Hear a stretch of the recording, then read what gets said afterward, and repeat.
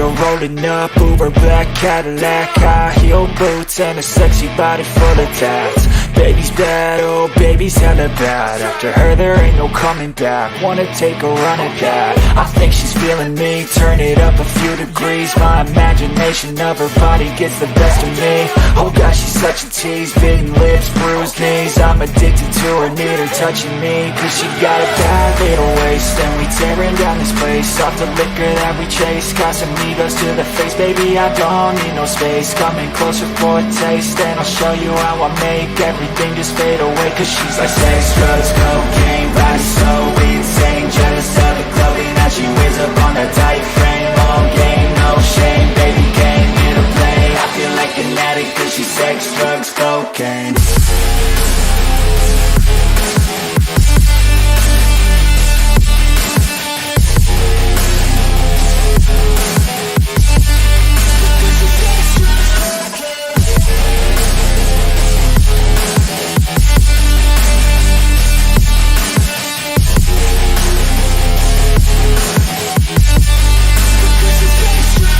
Got a fine little body and her mind's kinda naughty.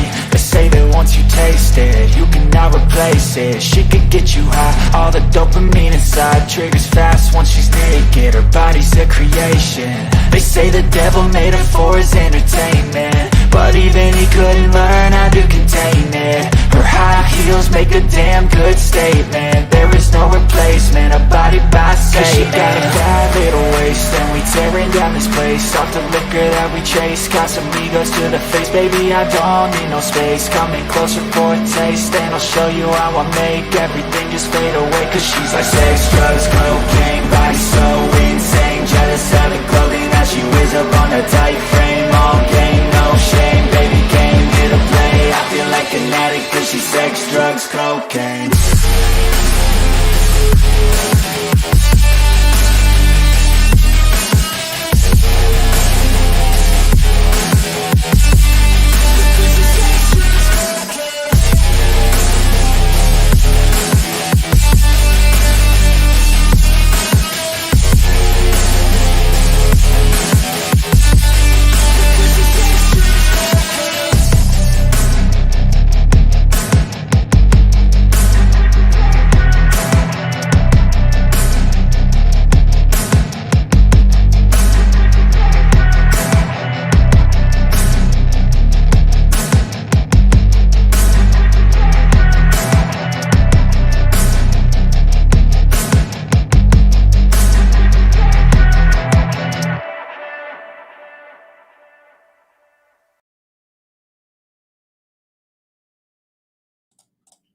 Well, we're here. I don't know why it kicked me out. Can you guys hear me all right? Make sure you guys can hear me over here.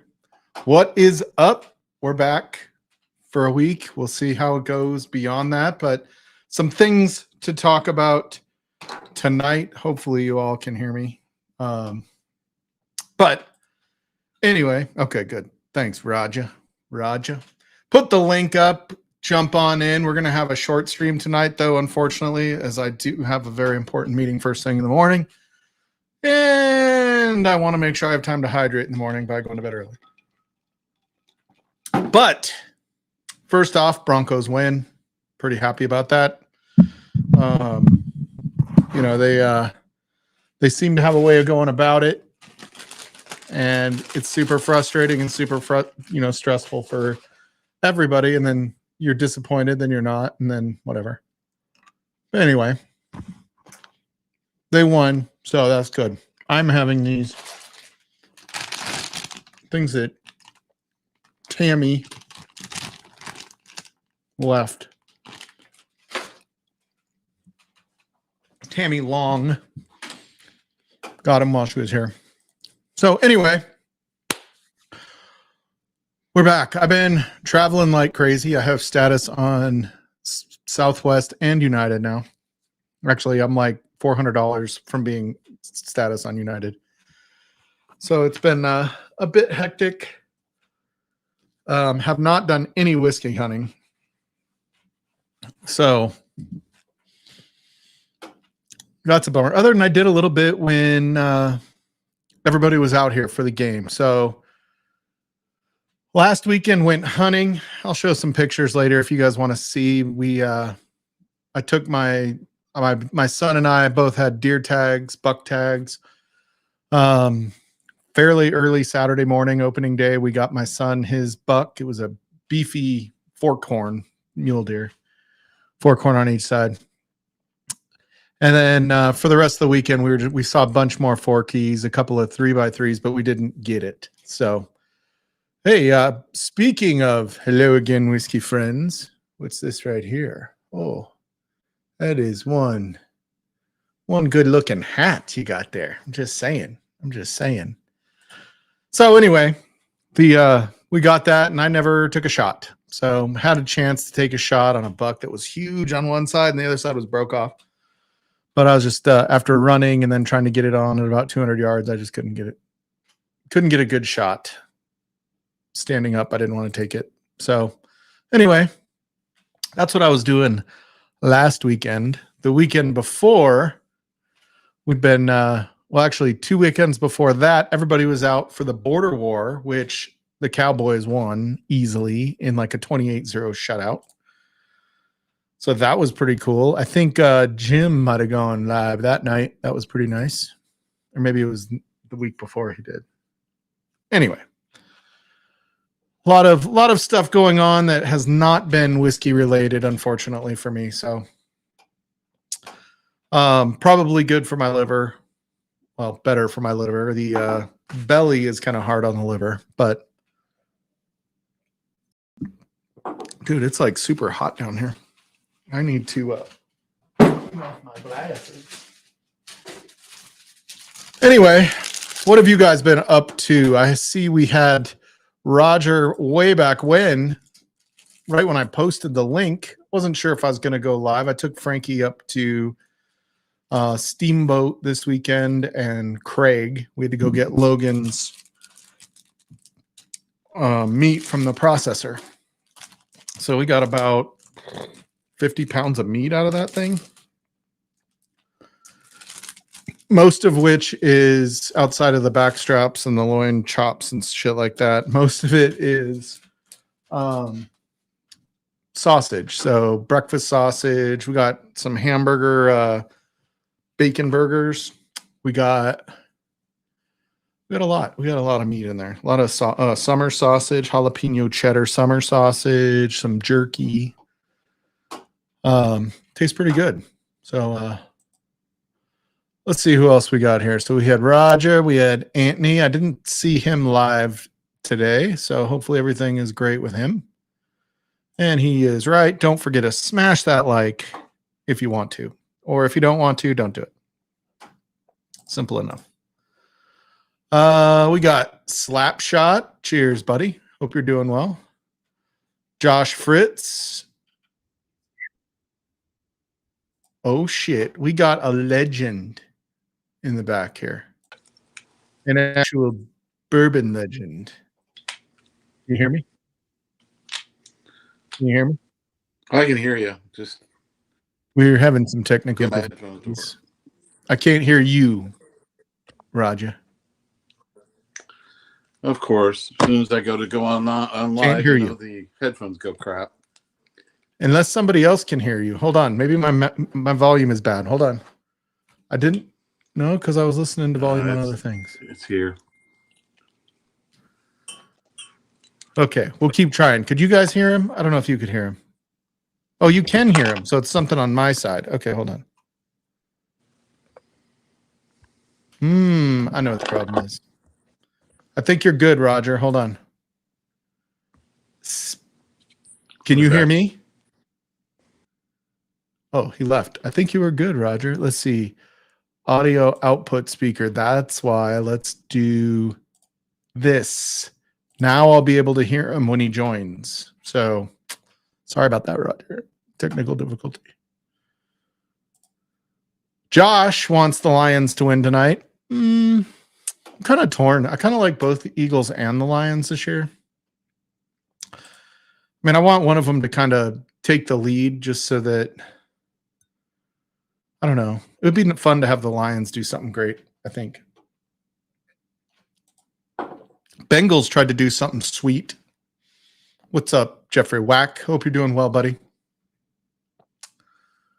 Yeah, sexy cap on a sexy man. Yeah. So are we going to see if Eric shows up tonight? 8 years of ever since we started Livewire, every time the Broncos played the Chiefs, he got the win every time. Hey, Richie Z, what's happening, buddy? Hope you're kicking ass tonight. We got Joe, the sample guy, out there. What's up, Joe? Hope you're doing well. Let's see. Yeah, you can hear him. Yeah, you hear him. Okay, so now I fixed my speakers. So if you come back in, Roger, I'll be able to hear you. I'll text you maybe. Be fine.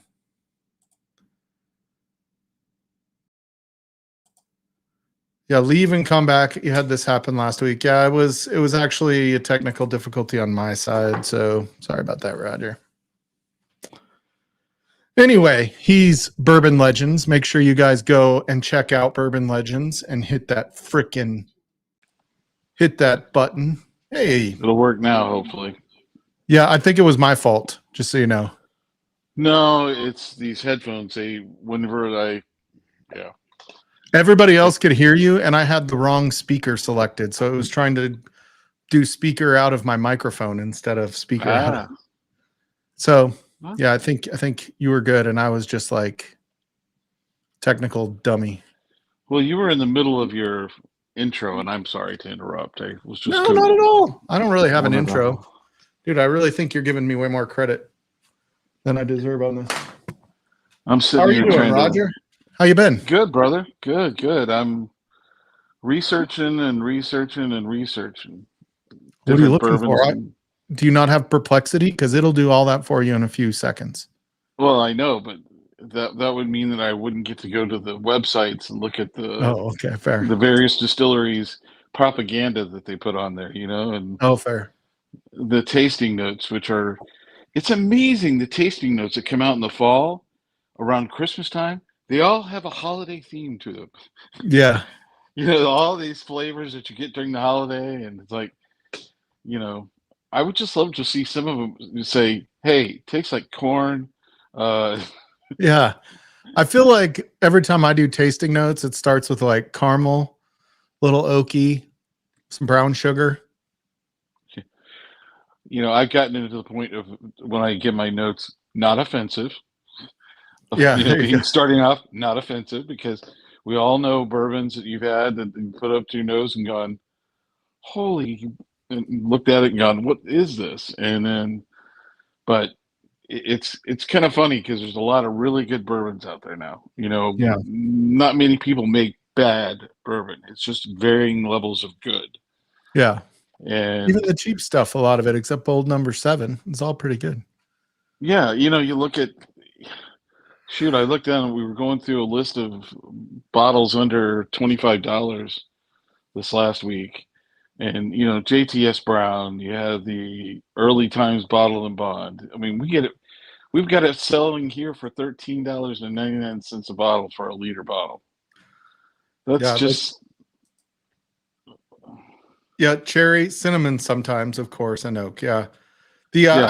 Whack, like if you watch Whack's videos when he does his, produced content, even when they're like going live, like I just don't like, I'm very easily influenced and stuff. Cause like I'll be sitting here with Adriana and she'll be like, oh, what about this? I'll be like, oh yeah, I'm getting that. Like could totally like spin me out and I would agree with it, very subliminal with it. But like Whack and Adriana and Kathy Joe was another one that could really pull out like, some pretty unique comparisons that I otherwise couldn't. Although I feel like Kathy Joe's always revolved around horse leather. Yeah, and it is part of your culture, part of your background. Yeah, I feel like your house smells like leather with all the saddles you probably have. Yeah, but that's what I meant by that. I was not trying to get talk dirty there. That was not intended to be dirty with all the leather. Not intended to be dirty. I understand. And then the other thing that's strange around my house is there's no cats. Unfortunately, all of our cats passed away. They all passed away? Yeah, we lost 2 within a month. Dude, I'm so sorry to hear that. That's were they 16 old? and then the 16 and 18-year-old. Oh man. So that's like a pretty Yeah. full life for a cat, right? Like that's Oh yeah. But it's weird for the family because 31 years we've had cats, and now we don't have any cats, and it just.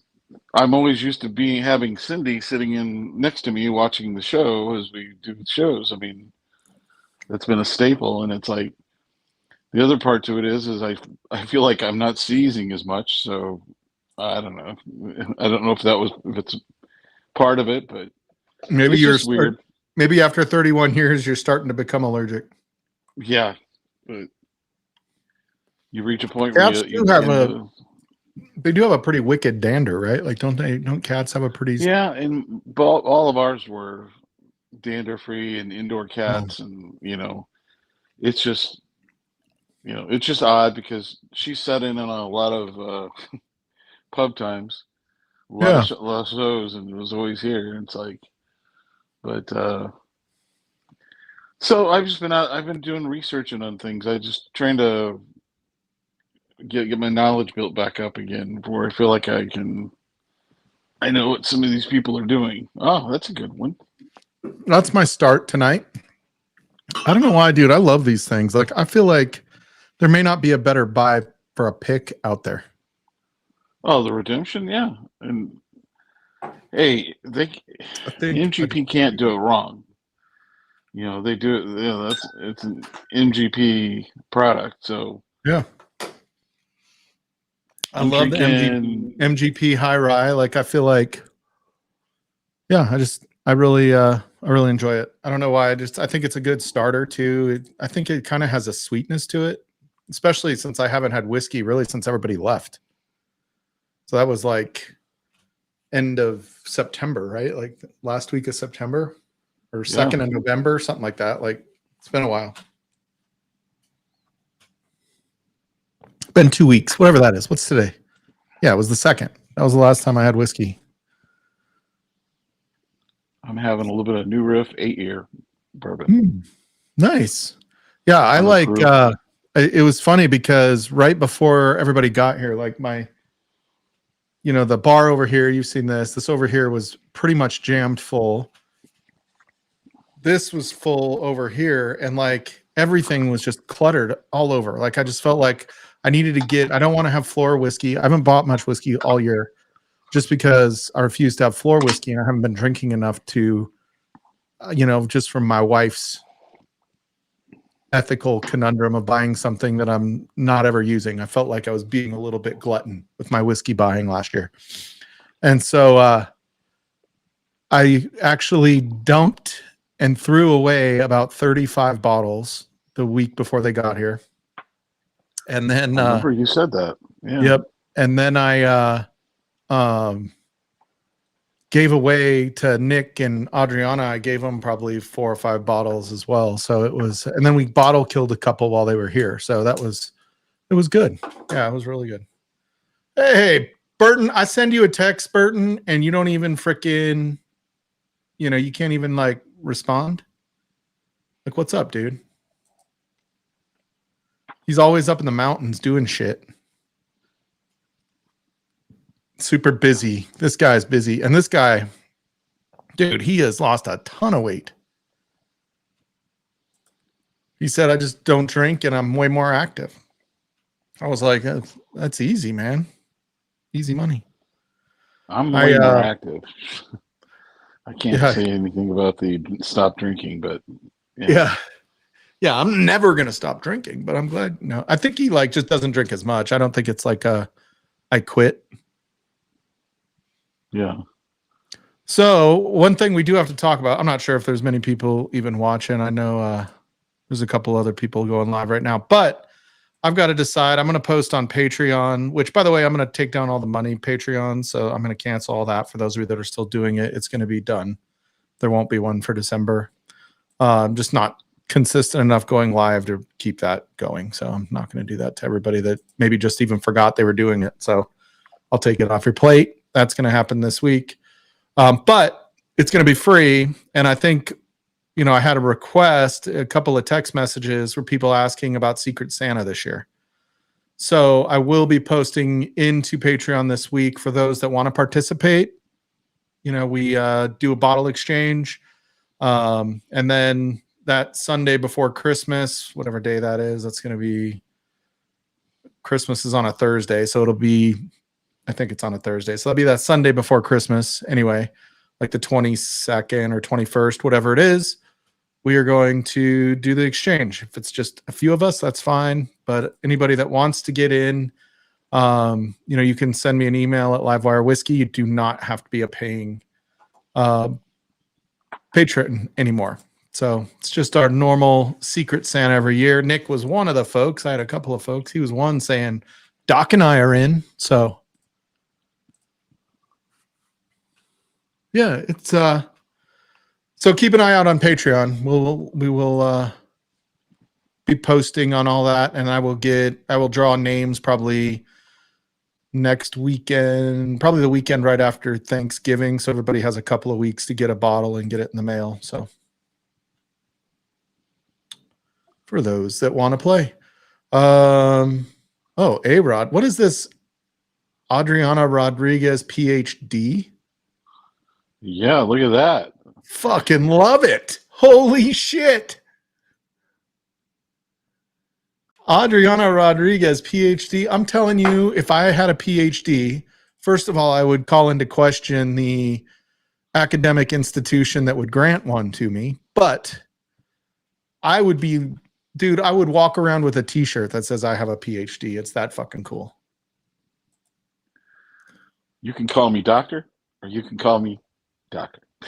That's right. Yep. Only because I would want some freaking dipshit to be Mr. Stahl, and I would be like, Dr. Stahl. Thank you.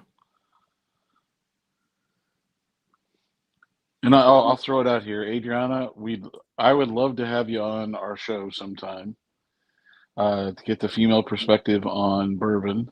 If you have the time or the chance or the inkling or not. Don't you want somebody with a good palate? I was really truly one of our segments we're going to be talking about is all the varieties of Knob Creek that are available right now. Because you look at all the barrel picks that are out there, we've got the cast strength bourbon, barrel pick that's available here that's 10 years and 4 months. When's the last time you saw a Knob Creek over 9 years? Yeah, you don't. You don't. Well, this is 10 years, 4 months, and 126 proof. If you want, Adriana, I can send him your phone number. I don't know if you already have it. I had her phone number. I thought I'd send her a text, but maybe, I'm probably on her block list. That's probably I mean, you were on mine for a little while there, but those pictures you sent me were inappropriate with Blanton's that cheap. Yeah, but no, I find it interesting because there's too many. There's so much bourbon that's being available, and everything's got an age statement now. But when the 3 picks that came out around here locally were all right at 10 years, you're like, there's barrels out there, and then you begin to wonder, why would you buy a Booker's when you can get the cast strength for $64.99 and 126 proof in 10 years? Have you tried the 21 yet? Yes, I did. What'd you think? Needs a little proof. Yeah. I thought it was a little oaky myself. Like, I know everybody here loves it. It's oaky, and yeah. Like, I still they think keep trying to tell me it's better than the 12 cast strength, and I'm like, no, it's not. No, there ain't nothing better than the 12 cast strength, except the 12 cast strength was my favorite Knob Creek of all time. Yeah, this 10. Adriana got a bottle kill it. I need to post that short for the record. Oh, there you go. She did a bottle kill. Epic. That's one of my favorite bottles of all time, though. I'm not gonna lie. No, I agree. That's why I've hidden the last bottle I have of that. I Man, might I open it thought up I once was I going to get be going to the. Arkansas last week, but I ended up going to Oklahoma City last week. I'm sorry. I like Oklahoma City. Oh, I do too. I'm just joking. I think, like, as far as like kind of bigger cities, I realize it's not the biggest city, but bigger cities like that, I feel like OKC is super clean. I realize they have the tent city area. Yeah, it's got some areas, but just like anything, every city has its bad and good spots. You just have to know where they're at, and And I had lunch on the 32nd floor of the ooh, whatever it's called. It's called the Devon Energy Building. So it's the okay. tallest building there, and up at the top floor they have that restaurant. And so we took Devon Energy, ironically, that was the customer. We took them to lunch up there. So that was pretty fun. Oh, that's cool. Yeah. And Yeah, we went to the Thunder game the night before. So the Thunder played Golden State. yeah. I miss those bank lunches when we were when I worked at the bank. Where Oh, take yeah. clients to these cool places, and Yeah. Uh-oh. Wait, did you guys get a dog? Our cat picked out the dog, by the way. Does that mean they got a dog? We better get some it's either dog. he could have meant kicked out the dog. No, it's probably picked It out a might have. dog. He has terrible, like his autocorrect on his phone is a funny thing. I know. I had somebody sending me messages this week, and it Oh, was totally messed up. yay. She's going to rescue another pitty, I bet. There we go. Is it still hard to get homeowners insurance with like a pit bull or a Rottweiler? Or have they kind of moved on from that? Most of them moved on. Some of the communities have still have bans, which are kind of. I think it's the Rottweilers more than pit bulls, right? Like there's so many pit bulls. There's no way they would not insure a pit bull, right? You'd be surprised how many. I don't know. One, they got to know you have a dog. Wow. But if they don't insure you when your dog bites somebody, that's a problem. Yeah. I mean, I'm not saying your dog will. I'm just saying if, like, I would be careful even with Cooper. Jersey, It's not called so much. Humphrey. They might sue me for getting licked on their feet. The dog's named Humphrey. I like that. Yeah, that's fun. You'll have to send a picture, Doc. I'll show everybody your new senior pitty. Senior pitty. How old is a senior pitty? Is that like 9? Maybe over 5 years old. What's the life expectancy of a pitty? Huh. That I do not know. I know. I don't know. I know this. I know my cat outlived her time frame by 4 years. So the average cat lives to about 14? 14, 15 years old. Hmm. And then she had thyroid issues and was on thyroid medication for 5 years and 5 years and 6 months, which Ooh. the doctor told me that they only stay on that for about 3 years. But she decided she's going to stick around. So she hung around for a long time. Well, what a blessing to have her for It a was. couple extra years. Yeah. It was fun. It's just rough losing them both, that quickly. Yeah, I mean, to go from 2 to none is a lot. Oh my goodness. And it is quiet. Oh, picture. Oh, yeah, that's a dog. That is a dog. Oh, Smile on Humphrey. face. Here, I'll make it Like bigger. a little crooked ear. I like that. Little Humphrey Proman. Or is it Rodriguez Proman or Proman Rodriguez? How do you work that out? Doc, we want to know her last name or names. Names. Or is it Hyphenates. Rodoman? Or Prodriguez? Rodriguez. Yeah, they deserve a home, and like you're gonna get years having some love by that little Humphrey. Yeah. Oh, the pets always get her last name. Oh, I feel like that's unfair. But I think Nick Proman probably allows it. but you think about it. The dog would always want to be a doctor dog. You know what I mean? It's like Yeah, Nick's not a doctor. doctor. You know? Oh, she Hey. fills out the paperwork. Got you. Ah. Will Nick mess up the paperwork? Don't know. I don't know. I think it was funny, Adriana, because we were arguing about Cooper, because I always refer to myself as dad because I'm the dad in the house. And Logan tried for the longest time to say, you know, I'm the dad of Cooper. And I'm like, okay, whatever, but I'm going to call him dad too because I'm the dad's dad. Yeah. Thank you.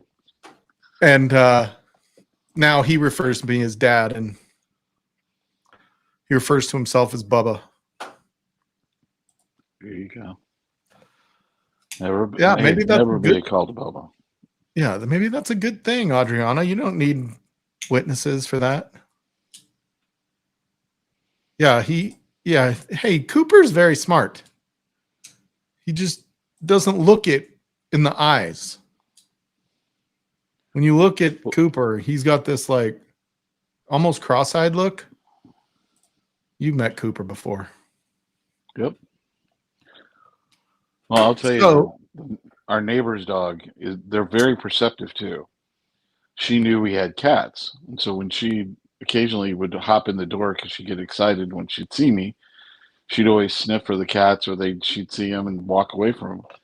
Well, when I let her in this last time, she knew she sniffed around, was looking for the cats, and was looked at me, and she kind of laid at my feet and laid on her back like, I'm sorry, you know, and they know. I mean, she kind of knew that something had changed around the house. Yeah. It's pretty weird.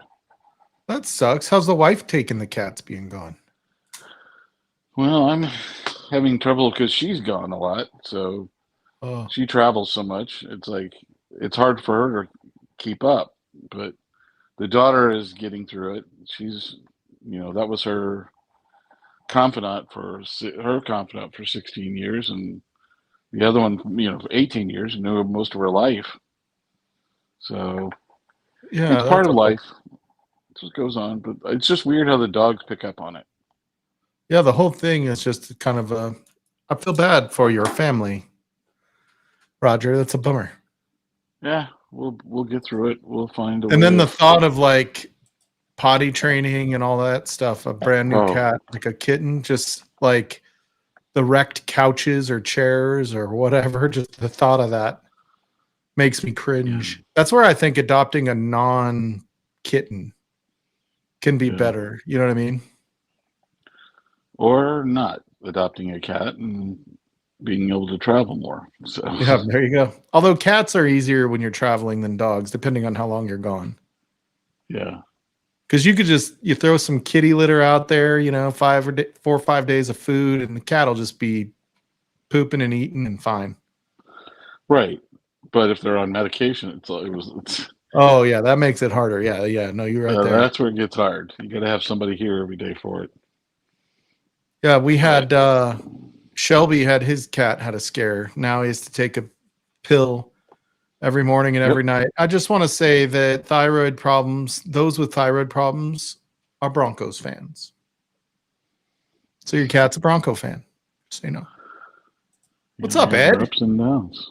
Cheers, buddy. Man, Ed, I need to talk to you. I don't know if you know how to cook venison, but we've got a lot of venison now. I need some barbecue ideas. So do you brine it before you cook it? I think so. I'm going to do the back straps, and I think we're going to wrap it in bacon. And then I think we're going to take the loin or the round steak. We're going to make some fajitas. The loin, I'm going to do little medallions, and I'll probably marinate them. Yeah, I had a buddy that did a buttermilk soak, Ooh. and I didn't know what to think about it. And he told me after he made the steaks, and I had them, and I was like, okay, you couldn't taste any of it because, of course, it was all out of it by the time. But it took a lot of that gaminess, that ting that you get toward the end of when you're eating a piece of venison, took it totally away. I don't know. Oh yeah. Yeah, it's hard because like especially mule deer, you have to do something with it. You have to season it. You have to. So we had like, I mean, it costs a lot of money to do it, but we got like a bunch of this made summer sausage. Oh yeah, oh yeah. So we got summer sausage, we got breakfast sausage, we got jerky. So that should be it's good. I want to find a place that'll make chorizo. So when I got my javelina 10 years ago now, it was a long time ago, Herb, I turned it all into summer sausage, some like the little links. They were out of the little links, so we had to do the big summer sausage. But yeah, I mean, and chorizo. And I can't find anybody out here that will make chorizo. So I think we're gonna have to make our own. I've got a bunch of just ground, so I think I'll turn that into some chorizo. Yeah, you can do it yourself. Yeah, if you have a grinder. Yeah, I've got a grinder too that I can mix it up to make it good. But yeah, the deer meat out of chorizo is really good because it's one of those things where you want to over season it sometimes, right? Depending on the cut. Right. Like some of it is gamier, like the back straps are good and the loin are good, but like the other meat, the round steaks and stuff like that, they really get that gamey, sagey flavor to it. So the other neat thing around here is a lot of the ones that, depending on where you harvest the deer at, they're some of them don't have the gamey at all because they're corn fed or they're that's a fed. whitetail. That's a whitetail. Yeah, Mule deer. whitetails. So this weekend we went up to get the meat and I took Frankie around where we go deer hunting because it's kind of a cheat code for deer hunting. Like I can get somebody a deer if, they just want a fork or a 3x3, I can go get them at least a shot at a deer. They've got to still, do it. But I took Frankie up there and she's like, dude, this is desert. And I'm like, yep, it's high desert where we're at. It's all sagebrush and like that's what they're eating is that sage and the grass and gives them good cover because the sage, is 3 feet tall. When they bed down, you can't see shit. Richie Z is going to have a Knob Creek 21 that he got from Dusty Dan. Yeah, so was the camera in Herb's eyes. I hope you guys are behaving. Just kidding. There's no camera. Just joking. Not even funny to joke about something like that. Herb is my javelina I have stuffed in my office, and they were sleeping in the office. So you could have turned it around. Could have like flipped it so it was looking the other way. Put it in the closet, shut the door. That's creepy, even talking about a camera and something like that. I don't know why I did that. It's not funny. This day and age, there's a camera just about in anything anymore. Well, that's what makes it not funny, right? When somebody's staying at your house, it's like, oh yeah. But Slapshot, I've been watching him post lately on his social media. It's been pretty fun.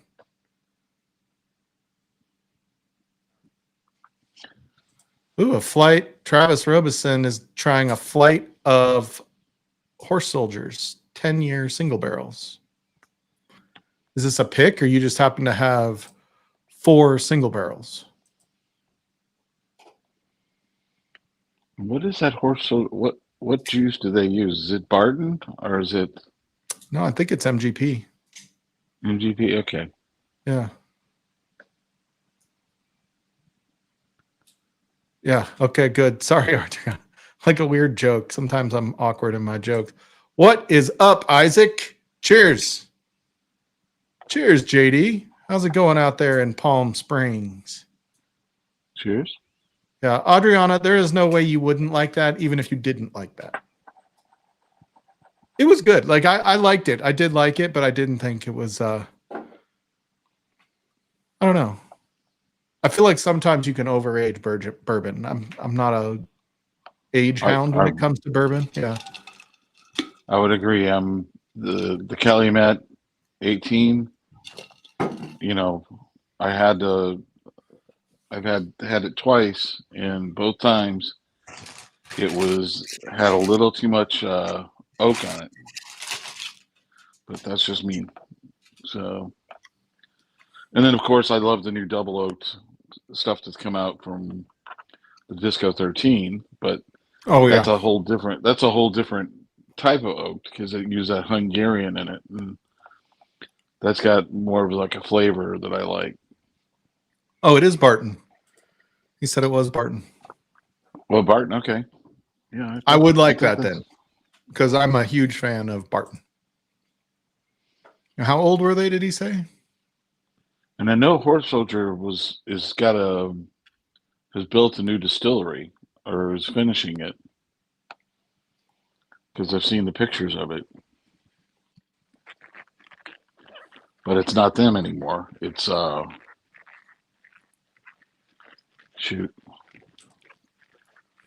some big brand bought them out. Yeah. Adriana, other people remember it. I am a bit biased, but I have no shame. I'm pretty sure Adriana needs to just quit being a doctor and go to the Jim Beam Distillery and be a tour guide for Knob Creek.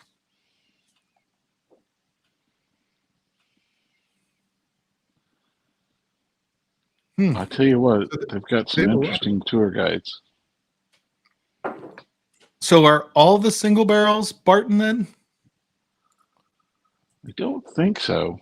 I thought the cask strength was MGP. I think some of the regular juice is actually Bardstown Bourbon Company. Oh, okay. Or it was. Because Bardstown Bourbon Company did their production for a while. Oh yeah, dude, those freaking, I'm gonna have more of that. I'm having Lucky 7 right now, but I'm gonna have one of the good bottles. But I almost don't consider Bardstown Bourbon Company, if a company uses them, I don't know that they're totally their distillant after watching the process, because you come in and give them your mash bill, they do that mash bill, they distill it, but then they put it in barrels and send it back to the company that ordered it. Like Rocktown in here in Little Rock did a rice whiskey thing with them. Oh. And this next Monday or Tuesday, all the barrels it'll all be barreled, and I think they start bringing it back here to age it. What's up, Slapshot? Can you hear us? I can hear you. Can you hear me? Hey, we're not having technical difficulties right now. Awesome. All right. The 10 years apart. So someone else is on stream now that hasn't been buying whiskey because he's got to get it all drank before his wife retires. Yeah, there's kind of a change in that plan. Uh-oh. Because the dog doesn't travel well. She's only 6. She's only 6. So the new plan is, in the 2 years, we're going to move to the beach. And plus, my 2 youngest are still in college. So I'll still be close for them, and then the dog, and then we'll live at the beach till the dog goes, and then we'll go with that other plan. Very good. Everything is not changed, it's just delayed. Yeah. It's been reevaluated. Yeah. Exactly. Yeah. You gotta be nimble. Oh, yeah. Oh, yeah. So is the kitty cat. Kitty cat's important. Yeah, but if he makes it for the 2 years to retirement, I'll be surprised. He's been sleeping hard and sleeping so hard. Like 2 days ago, I came in from smoking a cigar, and he was sleeping on the footstool, and I stood there for 2 minutes going, I don't think he's breathing shit. And then I touched him, and I scared I took half a life away from him because he got scared shitless. Yeah, you almost killed him to death. Scared him to Yeah. death. Whenever they get old, they get a certain point. That's where Cindy was. I'd go up and touch her and rub her like that, and she'd just look at me and go, "Okay, whatever," and then just go back to sleep. So, That's where you start to feel bad, right? Like you don't want them living like that. You want them to live. Well, like yeah, I and remember- that's why we, both of Yeah. them we had put to sleep, but she was living a good life up until the day before. But she was losing the use of her back legs, which Yes, isn't very Isaac good. Fufu, I got it. Thank you, sir.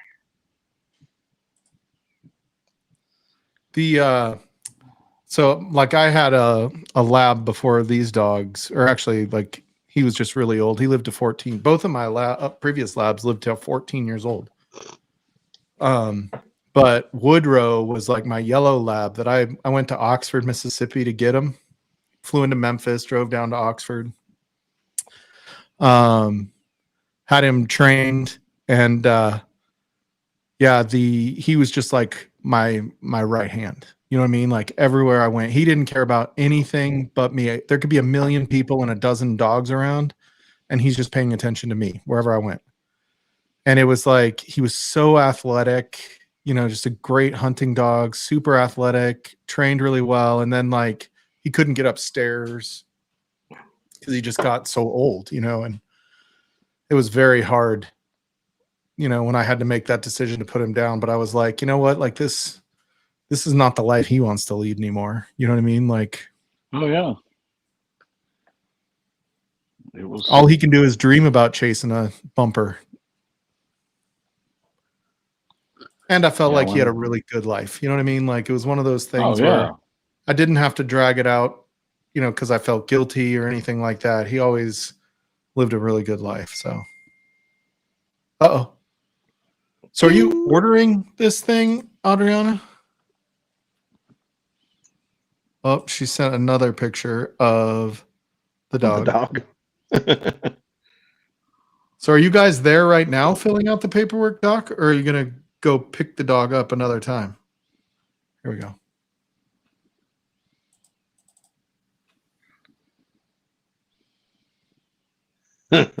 With the duck sweater on. Those ears are just fabulous. Yeah, this. She looks like that's a he. Definitely a he. Well done. Oh shit. Anybody want to trade wives? Nick. What? What is he?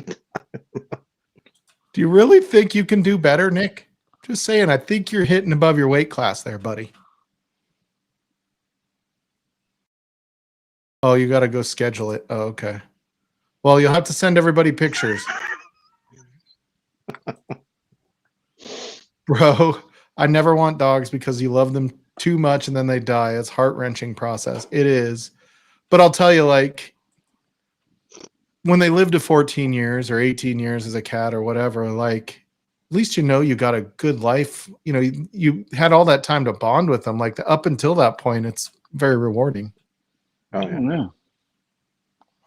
I just hate it exactly. when Jersey tries to make me jealous when other people come here. It's not very nice, Jersey. I didn't zoom in on it. I was looking to see if it was a boy or a girl, and I was like, oh, boy. I didn't zoom in on it. For the record, you guys, it's not circumcised. Oh, Just kidding. A yippy dog. Yeah, it's so awful to have a wife who wants to adopt the cutest pitty. He prefers some yippy dog. How do you know this dog isn't yippy? Have you met it yet? It very well might be yippy. they probably did meet it. They probably hung around with it for a little bit if it's being rescued. Yeah, if there's a foster parent. What are you drinking? Yeah. Slapshot, by the way. Beef broth. This year's vintage, I've heard, is very good.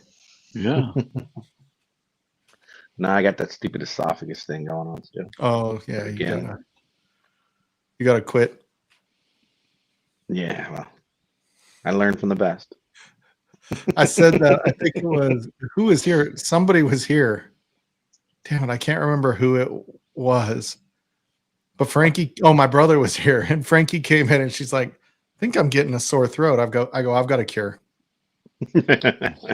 And I was like, as a husband, I had to say that. Maybe a little inappropriate with my brother in the room, but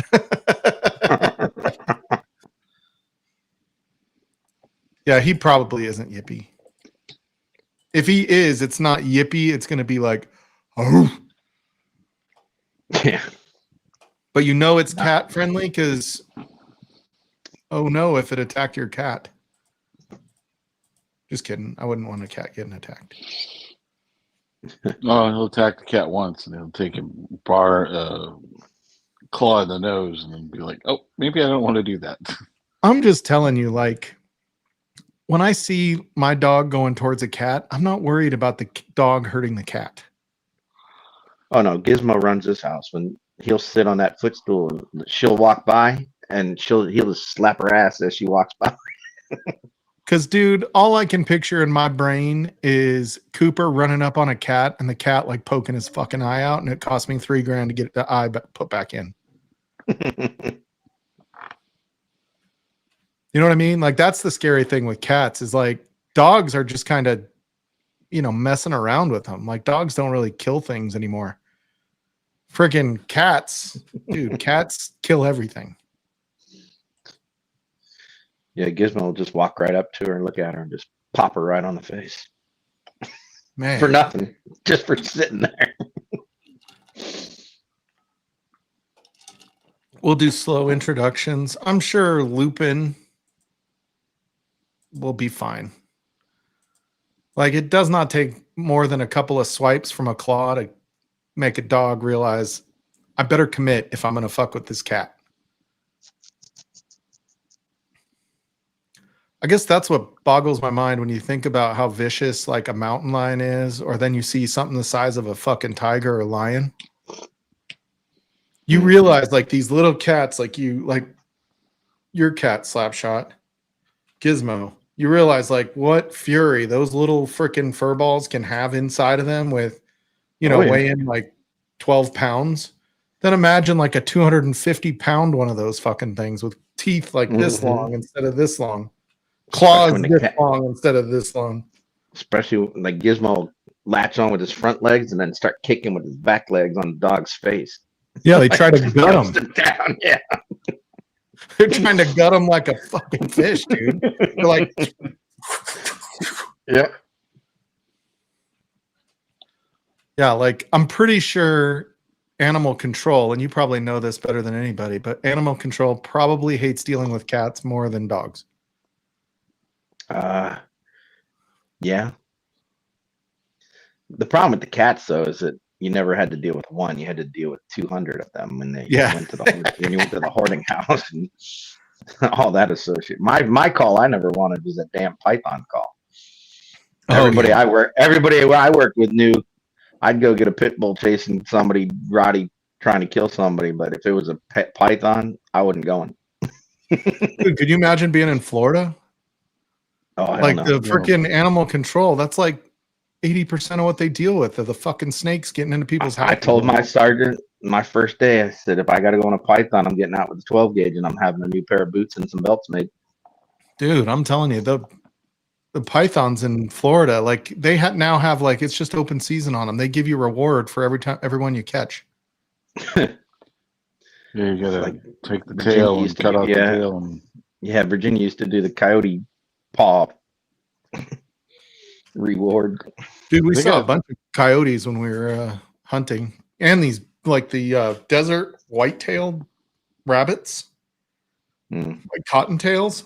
Fuck, those things are giant. I've never seen a rabbit that big before. I was walking to go pee, and this one took off, scared the shit out of me. It's a deadly beast, I tell you. It's a I mean, it was deadly just beast. so loud and so big and so sudden. Like I was like, "Oh my Cute, god!" fluffy Like bunny. what was that, It's just a little furry bunny. dude? It was insane, dude. I think Well, I I'll tell could you wear this shirt hunting. the thing that's big around here now that they're worried about is short-winged buzzards. Short-winged buzzards.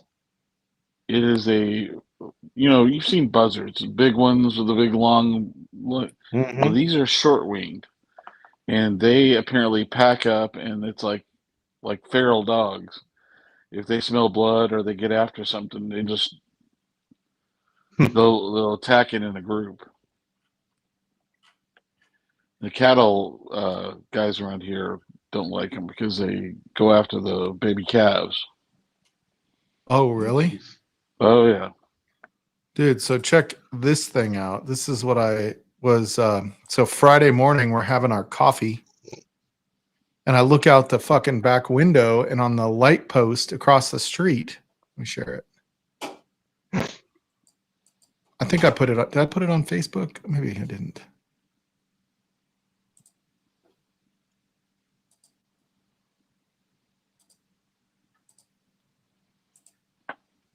Okay, here we go. Check that son of a bitch out. Oh yeah. Oh yeah, you did post that. Yeah, it's a juvenile bald eagle, so you can see Juvenile like eagle, yeah. his head is Yeah. like the white starting to come around. Darkness, in his yeah. head. Yep. I was like, dude, that thing, it was huge. Like it was sitting up there. And I was like, dude, what in the hell? There we go. I was like, what is that? Is that like a hawk? Because it had a brown head. It wasn't until I got the big lens out on the camera that I saw this like kind of the white coming in. And I was like, can a bald eagle have a brown head? And it turns out they're young. Up until about 4 years old, they don't have a Yeah. white head. Yep. We used to watch them up along the river up in just north of St. Louis. Wintertime, the open water there, they hunt it, and it's pretty crazy to watch those eagles getting the fish out of the river. That's why I love Just you, going down Tommy. there. You're big and bald. That's kind of the big difference between a bald eagle and a golden eagle, right? Like golden eagles tend to eat mammals, and bald eagles are more fisher birds. Yep. They'll stick close to the river. Oh, Tommy D said Brian likes big bald things. That's why I love Tommy, because he's He big loves and bald. Tommy's D. Oh, all right. I'm gonna have a good lucky 7 because we've been talking about the proprietor.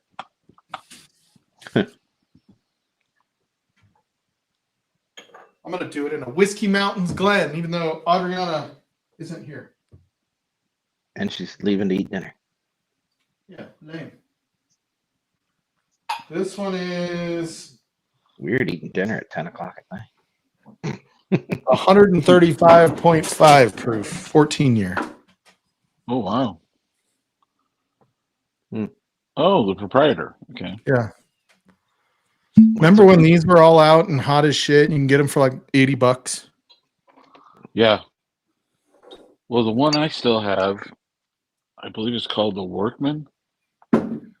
It's 97 proof, and I got 2 bottles of batch 1, and I kept one of them. I don't know why. I still have it. I think they're on like batch 35 or something like that now. Oh yeah. I have another one that is that. That's the I got a holiday toast one. yeah, I always have. I have 2 holiday toasts that are almost gone, and then a new one down there on the spare shelf. That's all my spares. Mostly. Yeah, so like 35, 40 bottles gone. It was like freeing to be like, I'm never going to drink this. Why am I keeping it? You know what I mean? Oh, I yeah. did that last week. I had like 3 bottles that are just god awful, but they've been sitting on the shelf for like 2 years. So I ended up pouring them out. Yeah, I did that I when was. we moved. What's that? Oh, you did that when you moved? Yeah, when I moved down here, yeah. Well, my then I wife ended did up that getting with more a bottles. Hibiki 17 because it was only a quarter full, and she thought she should just throw it away. Okay. I mean, back then it was only a $300 bottle. Now the Hibiki 17, which they don't put the labels on anymore, as I understand it. Like if No. you try to buy that secondhand, it's like $1,000. Mm. But that was a long time ago. I'm healed from that now. You've healed from that. You've moved on.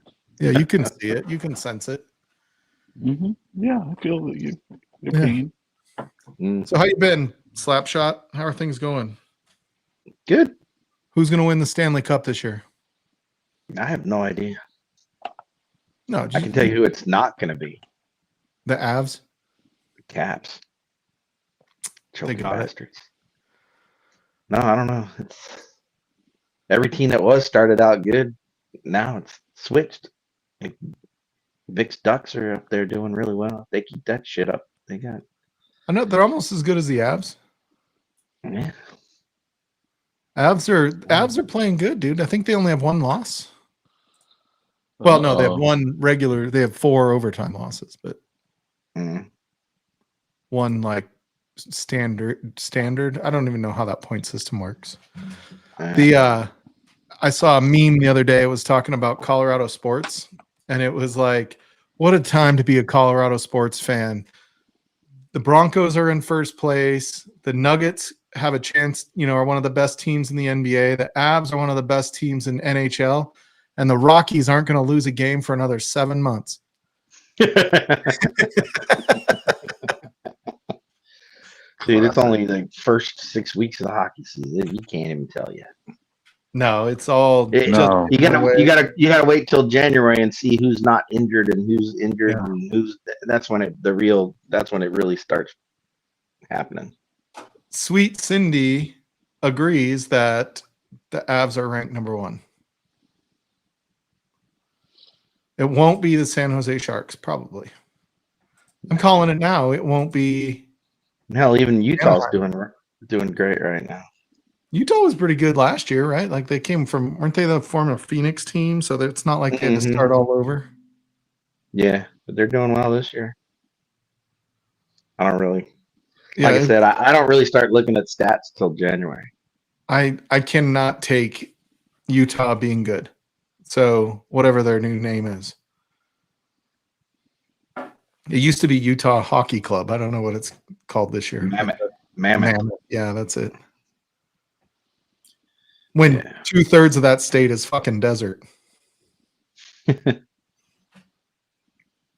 guess a mammoth is like a hairy elephant, right? Isn't that what those things are? Mm-hmm. Yeah, like an avalanche. A mammoth cannot handle an avalanche. Everything runs from an avalanche if it's within reach. I wish hockey would get rid of the stupid shootouts. I'd rather it be tied than shootouts because it's a team sport and it comes down to one guy on each team. I hate it. Oh, I fucking love it. I don't think it can. Then it's soccer. You might as well be fucking soccer. Nah, well, there's only 2 teams that do not have an overtime game in the NHL right now. There are 2? Yeah, there's 2. I thought it was kind of. Somebody pointed it out to me the other day, and I was like, the Boston Bruins, who lead the division, are 12-8 and no overtime games. And then the other one was Winnipeg, the Jets. Hmm. They're 11-7. Who won the Stanley Cup? Was it Edmonton last year? I can't remember who won right now. I thought it was Edmonton. Jesus Christ. You just asked that question and my mind went blank. Fuck. Yeah, Florida Panthers. Oh, the Panthers. Yeah, it was Edmonton was in it and ended up losing. Oh, that's right. I knew it wasn't them, but I just totally went blank. Yeah, because Ben Demon Hunter would shoot me right then for not knowing what happened with Edmonton. I think he lives like 60 miles north of Edmonton or something like that. Or Wow. maybe it's 60 He's up there. kilometers south. Maybe it's right between Edmonton and Calgary. I can't remember. I was gonna say, if he lives north, he's in Oh, he's in the cold. nowhere. Yeah, he's in the middle cold. of nowhere. He in was the sending me cold. pictures the other day of the snowstorm they had. And I'm like, dude, it is beautiful up there. He's like, it's my happy place. Richie Z, I do not have that Booker's Reserve 2025 tequila finish. I never get No. any like special Booker's or Beam other than like I got one of the I never got did you ever get the Booker's Rye? I never got a Booker's Rye. I got the I've never owned any Bookers. never? No, the only one I have is I have one little book, the retrospect Little. that OH had sent me, but that was the only one. Yeah, I have one little book. That's all I have. Yeah, I've But- got a few bookers around here. Apparently Savannah Bananas had a draft. I heard. Oh, You know, the Savannah Bananas sold out faster than a Taylor Swift concert when they went for sale at Coors Field this year. oh yeah, Those guys are, it's nuts. They're raking it They're in. forming. Oh yeah, yeah. They got a good little marketing ploy going on there. And I mean, they make it fun for the fans, right? Like, especially the kid fans. Yeah, You know, you get to see somebody make a catch while doing a backflip.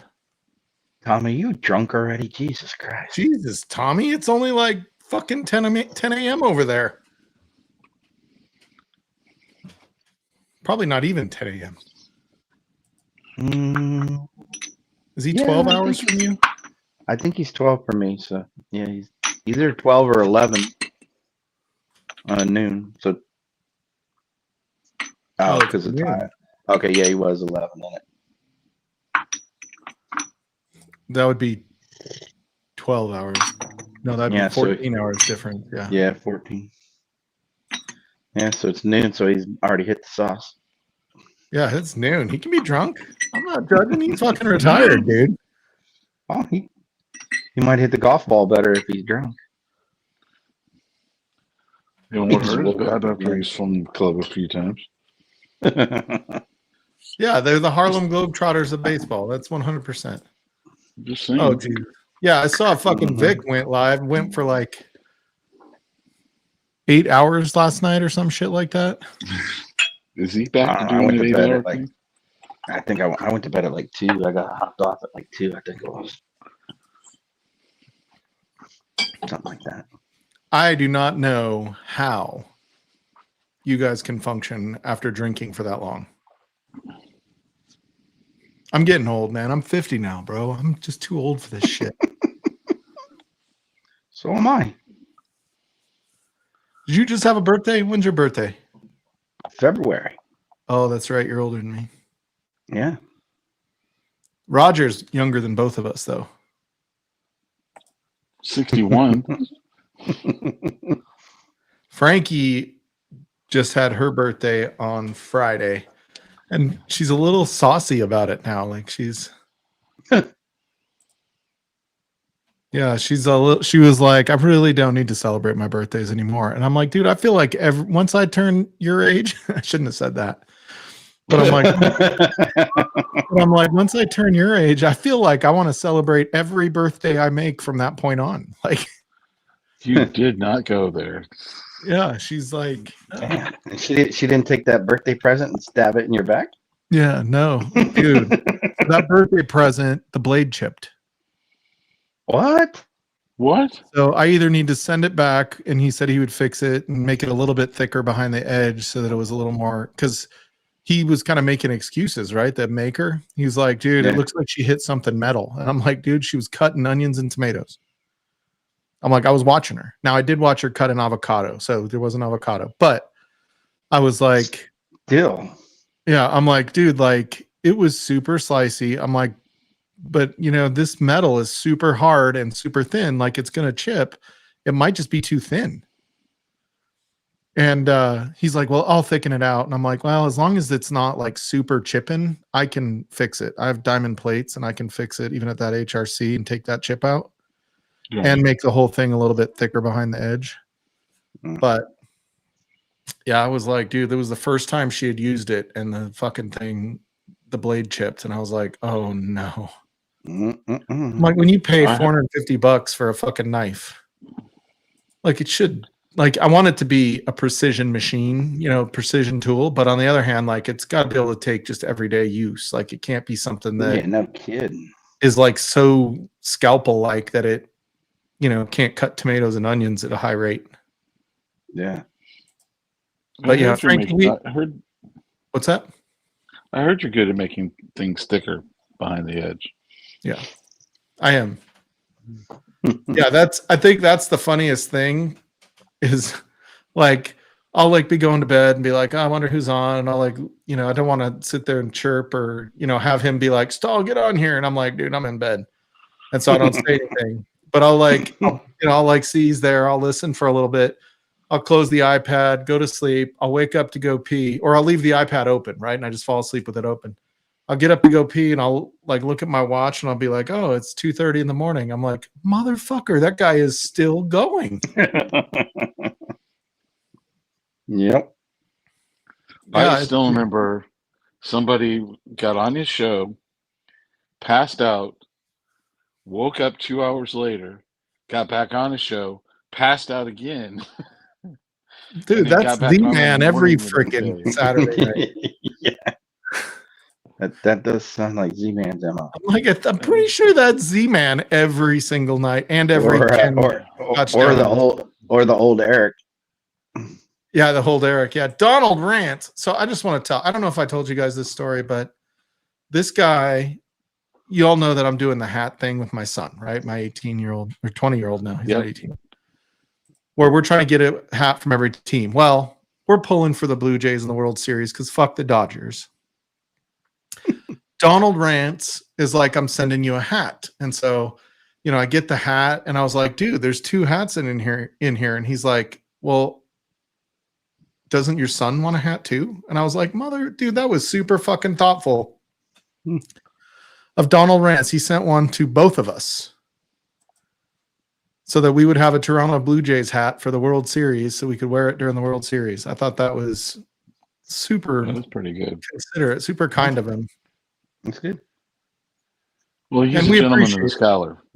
He's a gentleman and a scholar. Cheers to you, Donald Rants. It was super thoughtful to. Cheers, Donald Rants. I mean, it was thoughtful to just send one to me, but you know, the way you included my son like that just was like above and beyond kindness. So. Dude, that I've moved on. I was gonna say that Lucky 7 is freaking good. I moved on to the Old Glory Bottled in Bond Tennessee whiskey. So are we gonna do a Tennessee? I'll do a Tennessee. I'm gonna have those were good. I tasted those when I was in Bardstown there. Jason's. Which the Old Glories? Yeah, they had. I tasted. I can't even tell you which ones I tasted. There was a shit ton of them. They were all good. Yeah, And I know Darrell's not watching us. He's watching the game, but I'm going to do a little Whiskey Saint glass with the Heritage Tennessee whiskey. I think Shane got this while he was here and then left it here. That's a very good bottle. Yeah. Tommy, we got to give Tommy D some credit. Bears won. Bears did. All right. That's all we have to say about that.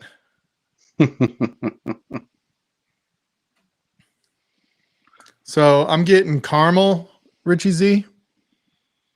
Getting some oak. Kind of get that like, oh, I can't put my finger. Very sweet.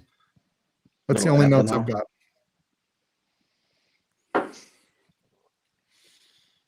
So who had week 11 for the Aaron Rodgers sweepstakes? Where do we have week 11 for what? the Aaron Rodgers sweepstakes when he would get hurt and be out for the season. Is he out for the season? I thought he got hurt today, right? Yeah, well, he had a cast on his arm, so I'm thinking that Fuck that guy. He needs to go into his a wrist yurt. might be broken. He needs to go into a yurt. The guy's just strange. Hey man, he could be like Jack Hughes of the Devils and cut himself at the team dinner and had to have surgery and is going to miss 8 weeks this season. Oh Jesus! 8 Dude, weeks. what? 8 weeks is no time at all. I guess he sliced a tendon when he was cutting his steak. At least that.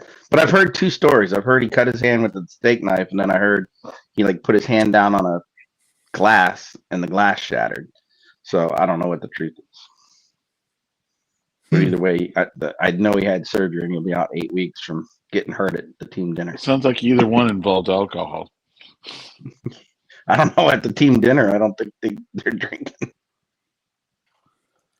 I think. Oh, there you go. Sweet Cindy got screwed on that. Hughes was on their fantasy team. Oh, fantasy hockey? How does that work? I don't know. I don't. Very carefully. I don't do a lot it. of work. It is a lot of work. I did fantasy baseball, and it was fucking dumb.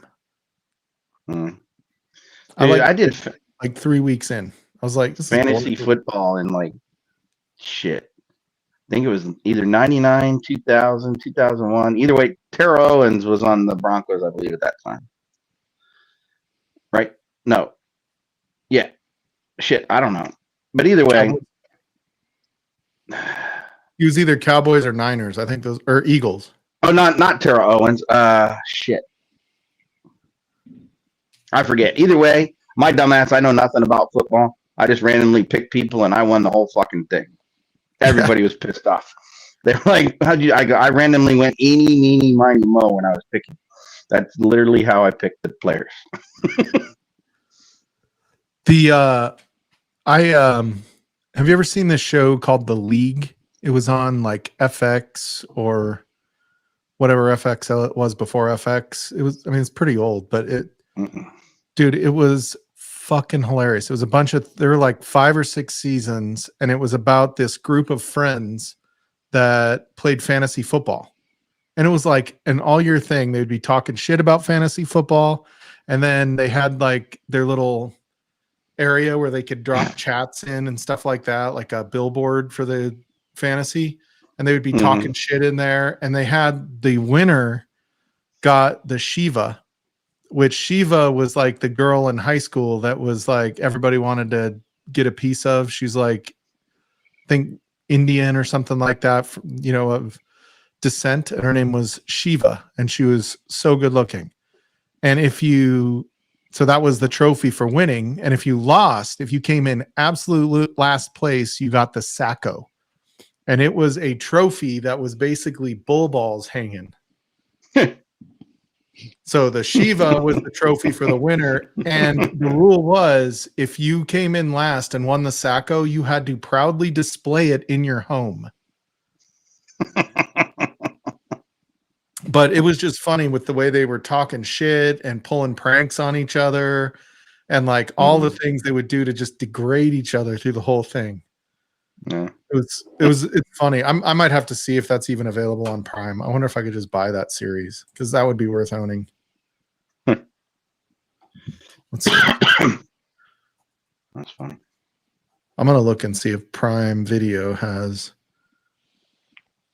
How do you get to Prime Video? I don't know how to do it on the computer. Oh, okay. Here we go. Prime Video.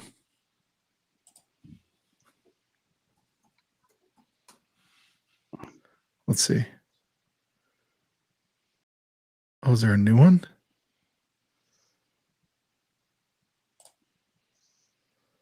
I think it might be. No, it's not the new. You can buy all of season 1 for $12. I might have to do it.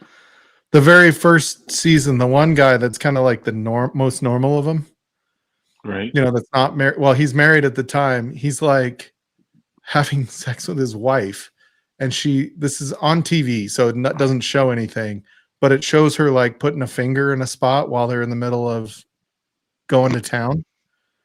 And then she goes, finishes, gets up and takes her hand and goes like this and goes, "That was great." Sticks her nasty finger right in his face like that. And then she files for divorce. So it was like super degrading, but it was hilarious. Wow. Yeah, you had to be there, I guess. But it was pretty funny. Booker's Reserve is the first Booker's that doesn't taste like Snickers bars. Dude, what am I drinking? This is pretty good.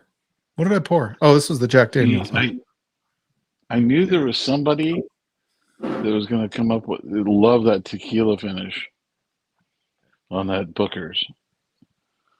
I liked it. I liked the taste I got. I never was able to get a bottle of it. It sounds like Richie's really liking it.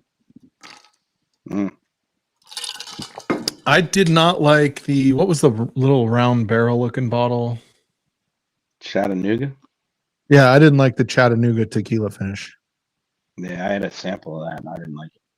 Yeah, I did not like that one at all. See, last year, 2024 Booker's Reserves, love that bottle. I've got 4 samples of it and a bottle, so. Interesting. I'll be honest, I like every fucking Jack Daniels that's not Old Number 7. Why is that the case? You go get single barrels. I mean, I haven't had every single barrel, but they're all good. Old Number 7 just, dude, makes me want to throw up like I did when I was in high school that day. It's got a bad connotation to it, and also it's probably I don't like the idea that they water it down so much. Yeah, maybe that's why I don't like it, because it's so watered down. No, Travis, so I threw up for my 16th birthday, a buddy bought a bottle of Jack for me. And he came over and we filled, those plastic cups you used to get, they'd have a basketball, like Jordan on it or something like that.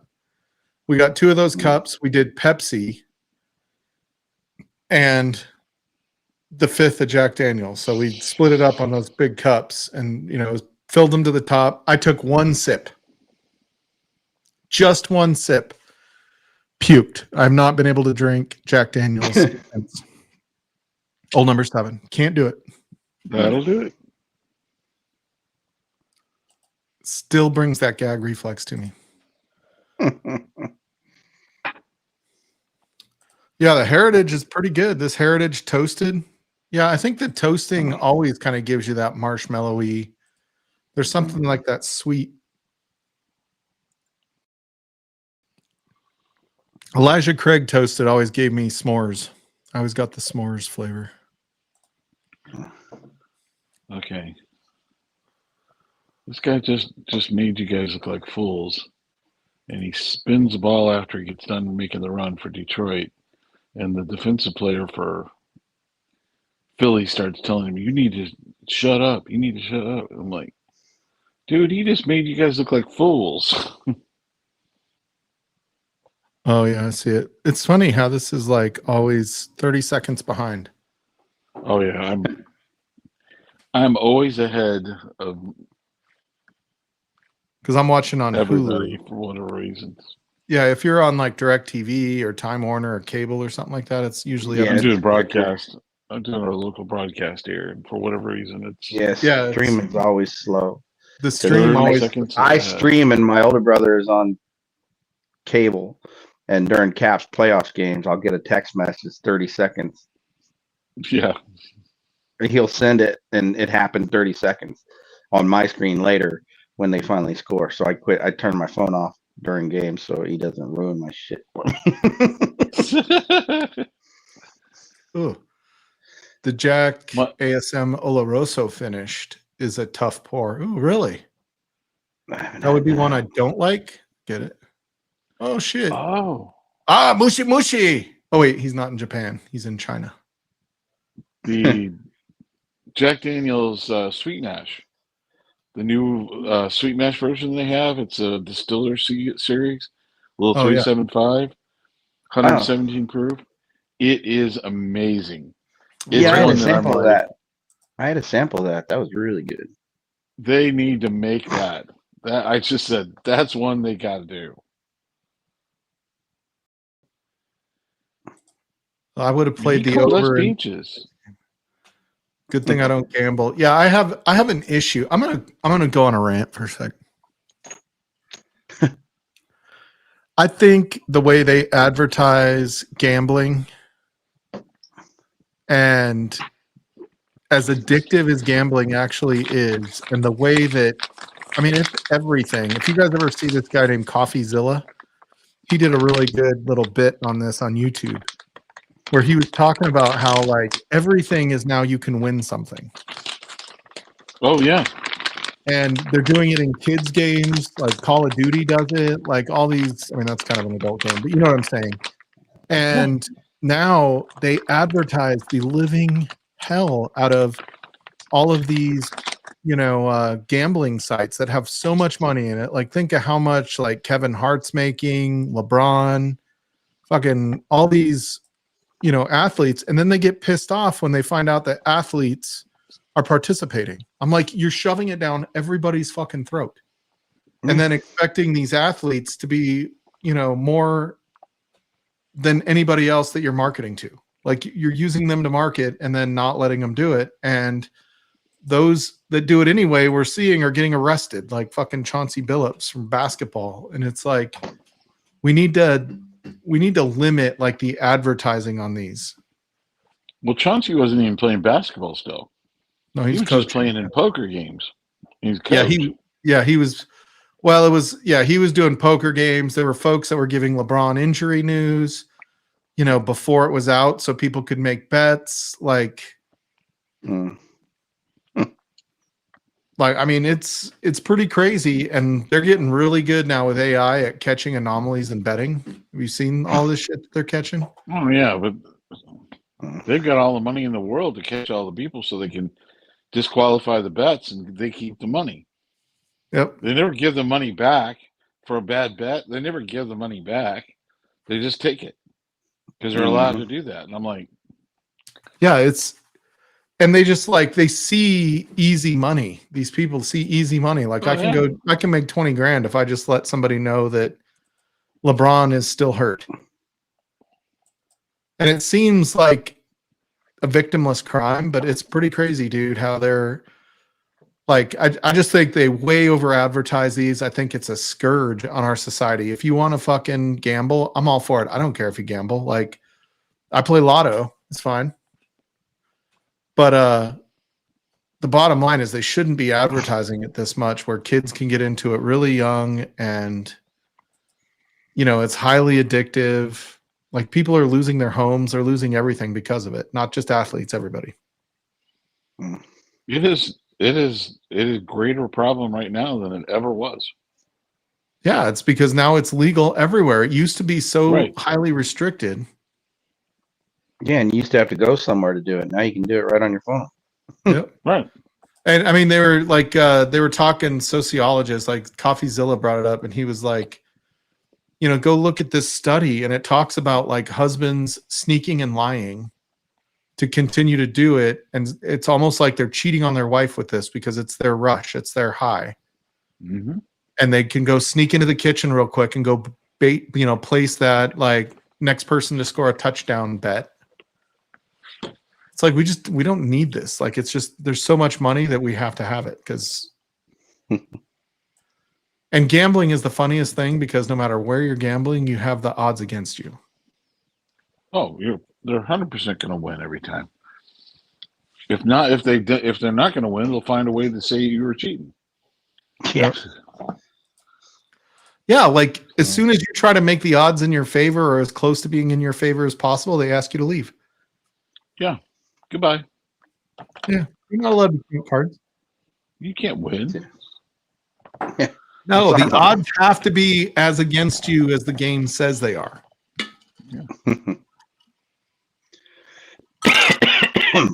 The problem is, Right, to know that most people can't. Will hear it, they'll know it, and they still can't do anything about it. They still 100%. just perpetually keep doing the same thing. It's like, I want to know why YouTube is doing the names like this now. I mean, I realize I've been gone for a while, but It had something What to is do it? with like it's harder to copy somebody's name or something like that. I did have someone, I'm pretty sure who it was, but somebody make a second Mike Stahl account. Remember that a few years ago? Oh yeah.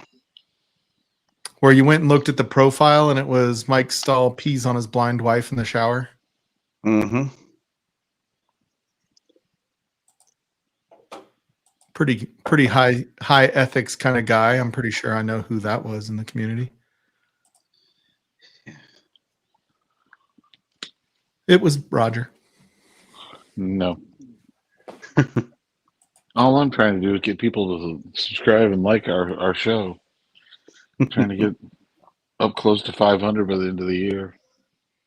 You'll get there. It's a Yeah, long game, dude. I It's mean- got to be a long game. Look at these. Like, look at a lot of these $1 million plus or million subscriber YouTube channels. They've been doing it for 10 years, dude. Oh yeah. Oh, I know. And part of it is for every show that quits, because we all know there's a whole bunch of shows that have quit recently, or have migrated and done other things, or changed their direction and focus. It's like Damn. there's still new ones starting out there. I mean, what was it? The one that, if you look up Poor Decision, you know, POR or POUR, there's like 40 channels out there. There are variations off of that. And I'm like, but some of them I've never heard of. I always kind of play around and look at it, and it's like some of them are pretty decent. Some of them are, you know, kind of scary. You kind of like, okay, focus the camera down. See, the roof of the store is not what everybody's wanting to see, and it's hard. It is very hard. I can tell you, because me and Craig are playing around with it and trying to come up with videos and trying to come up with content, and we think we have something that's good, and then it plays, and nope, nobody, you know, nobody has the I interest. tell you, it, like, the produced content is difficult, right? Like, I mean, any content like this, because you think about it, there are so many whiskey channels that, you know, we never talk about. You know what I mean? There's 10,000 whiskey channels, whatever that number is, right? Yeah, but it's like you have to have something that is different, right? So like when, you know, Scotch Down Under, Livewire, Bourbon, and Cheech, really Bourbon came later, but Cheech did the pub style, right? Like that was new. We had a lot of attention early on, but it didn't really scale to where, like, you know, the big channels are, just because it's long format and people don't stop and watch it unless you're live, right? But coming up with those ideas, whether you're a Twitch streamer, whether you're a YouTube content creator, you know, influencer, coming up, that's not just like everybody does a Jack Daniel's Heritage review, right? Like there, you could go, I can go look for Jack Daniel's Heritage Toasted Barrel, and I probably would see 12 videos. So how you do that review of that is what set, yeah, more than that, right? But how you do that review is what's going to set it apart, not whether or not you reviewed that, right? Are you trustworthy? Are you funny? Are you serious? Are you scary? Are you stalker like it's just, you know, whatever it is, there's certain people that really have a knack of creating interesting content that nobody's done before, right? Even in whiskey. And then there's, you know, people that just come in and they start making a whiskey YouTube channel and their goal was just to review a bottle, right? And there's so you just have to set yourself apart to grow, and it's a long game, right? So I mean, the fact you're already at almost 500 is pretty great, right? Like, Oh yeah, we're happy with it. We just want to get to 500. And then we'll see what That's when the happens from money there. really Like, starts rolling in. not. Oh, yeah. I tell you what's really funny is you look at some of them now, like Whiskey Weather. I like the guy. I like watching it every once in a while, but he's a influencer, and he did weather for a Cincinnati TV station, and he apparently left that position to do it full time, do the Whiskey Weather full See? time. Mm. And then his wife is also an influencer on another direction, and they've done some videos together, and it's just it's just interesting. Everybody's got a different way of trying to skin that cat, and try to get that. But I don't But think everybody does. I'll be honest. Like I don't like if I look at a lot of the YouTube channels out there, you know, I feel like there were some that really set a standard for YouTube reviews, right? The Junkies were funny. Mash and Drum was really good at like a lot of the like details behind a bottle yeah, he was reviewing. You know what I mean? Like the story behind it and that kind of stuff. Like he put a lot of effort into the narration, not just the review, right? right. And the Junkies were good at being funny and being quick about the review and all that kind of stuff. You know, who is it that just got a divorce? Not Oh, it's Bourbon Night.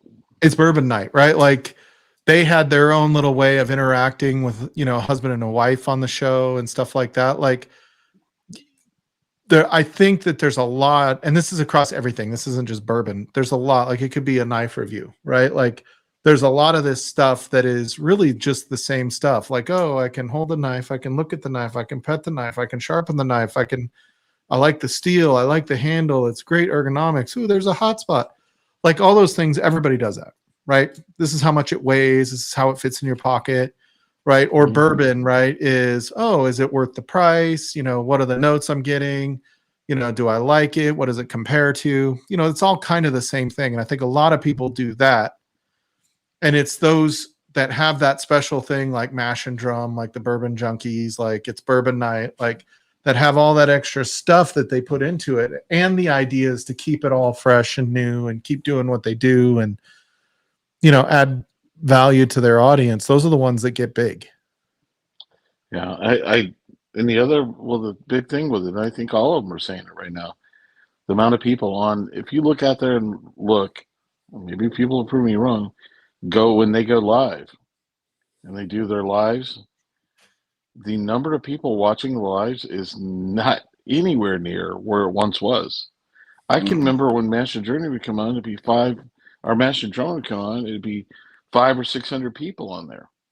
Yep. And I think the last time was maybe 250, 300, which, that's still good, but you're just like, it's just kind of, I think things have fallen off a little bit. Same thing goes like what you're going with. You didn't want floor whiskey, so you slowed down on buying bottles. Slapshot's got the medical side plus all the other stuff, and trying to, and people found it's like all of a sudden, but everybody has that same thing going on right now. We've noticed that with our group. There's a whole group of folks that just, well, one guy used to get every bottle that came out, and now it's like it's been 2 months and we haven't talked to him and haven't seen or heard from him. He stopped buying. Yep. So, and I think if you look at like ADHD, he does Matt Madness, and people love watching Matt Madness, right? Oh yeah. And Mash and Drum does his Blendageddon, which is really fun for people to watch and get into and stuff like that, right? And I think that's SLB. I don't know that I've ever watched SLB, to be honest, but SLB's got huge numbers. And she's right. They're right. Sweet Indie. That's SLB Drinks has got a lot of people that watch that, and they do a lot of good things. They just did a fundraiser with Riley Children's Hospital in Indiana, and I think over the last 4 years, somebody can correct me, but they've raised close to what was it, $500,000 or something like that Yeah, that's for the crazy. hospital. It's just it's crazy. But that's the cool thing about them and their community and everything like that. They keep it to a certain segment in the time and everything like that. But like we're trying to do is find small craft distilleries and share time with them. So that's what been our guests for the last 3 or 4 times. And then last week we couldn't. We had 2 people that canceled out on us, and we moved on to. We did a Thanksgiving Day show, and we had thing like that. But next week show, we have Jennifer Grey on. The movie star? Well, We're she's known talking as Dirty Bourbon. Dancing, Ferris Bueller's Day Yeah, Off. yeah. That's the way we've kind of been leading it. But no, she's a um what do you call it? She does the tours at the new Heaven Hill Distillery, But it's not. and It's not the not. same Jennifer Grey. Not Not the same. Wolverines. No. Red Dawn. I couldn't think of the name of the But movie. we've had fun with it, and she has fun with it because everybody knows that name, and but she's known as Bourbon Barbie, and we met her at the tour. We did the tour of the Heaven Hill Springs, the new distillery. There was so many things I didn't know why they built the distillery where they did. To keep their DSP number from the original distillery, they had to build it within 5 miles of the old distillery. Yeah, I heard that. Yeah. And this one fits right in that. They found this property that fit right in that mark. It's just crazy. And she was really, really intelligent, really just a outgoing, bubbly personality. It was kind of fun. So we're gonna have her on next week. It'll be kind of a fun type thing. Gives us stories from a tour guide's perspective on what she sees going on out there and those type things. And she did the barrel rolling championship, so she was in that. So That's third pretty place. awesome. Yeah. You guys have some good shit going on there. You guys will be up in no time, dude. You guys will be up over 1,000. We're just having fun with it. But yeah, just like don't get discouraged. Like the key is just keep producing and know that it takes time. It's not it's on TikTok you can go viral. Probably not in whiskey, but in TikTok you can go viral. Yeah, Whiskey too, we're but not can't gonna really do go TikTok. viral. Yeah, TikTok we're not going to do. We Dude, have a hard I enough told time keeping Shits up with Instagram and everything else. before Shits quit drinking. I told him he should take over the TikTok for Livewire again. But Shits quit drinking. He does not drink anymore. Huh? Super proud of him. Yeah. Well, He came out for that whole weekend and we were all here doing our thing and he was drinking his Diet Mountain Dew. that's Good for cool. him. Yeah, watching football. That's good. And he started to realize that, man, being around drunk people when you're sober kind of sucks.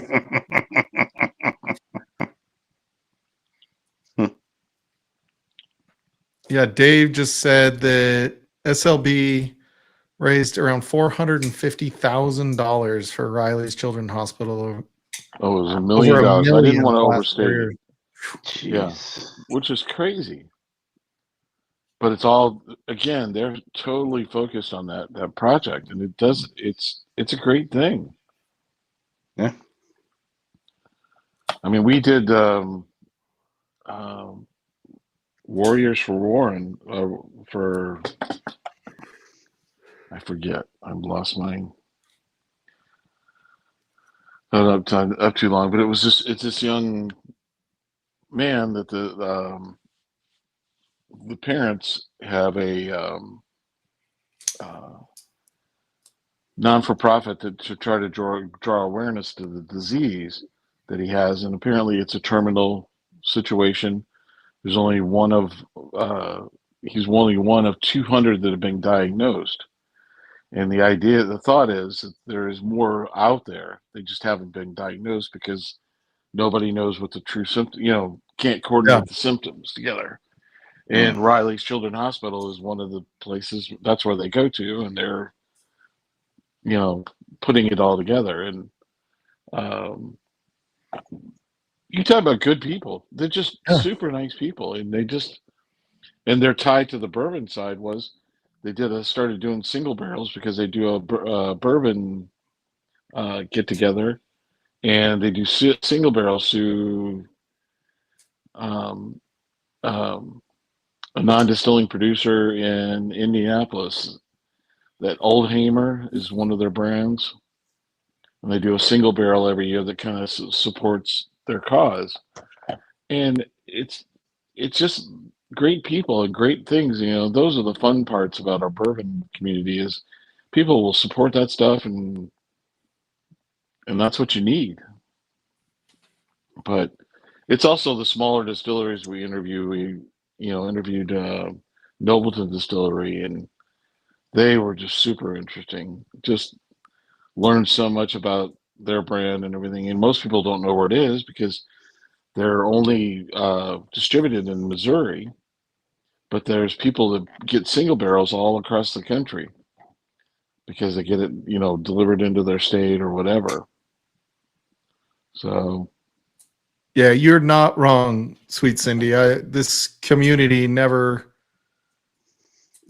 seems to amaze me how they come through. You're always like, oh, everybody seems so disconnected lately. And then all of a sudden, Adriana does one of her charity streams, and it's like, crushed it. Like, God, these people just keep making her the number one, Alzheimer's person on her walk. So it's pretty cool. Right.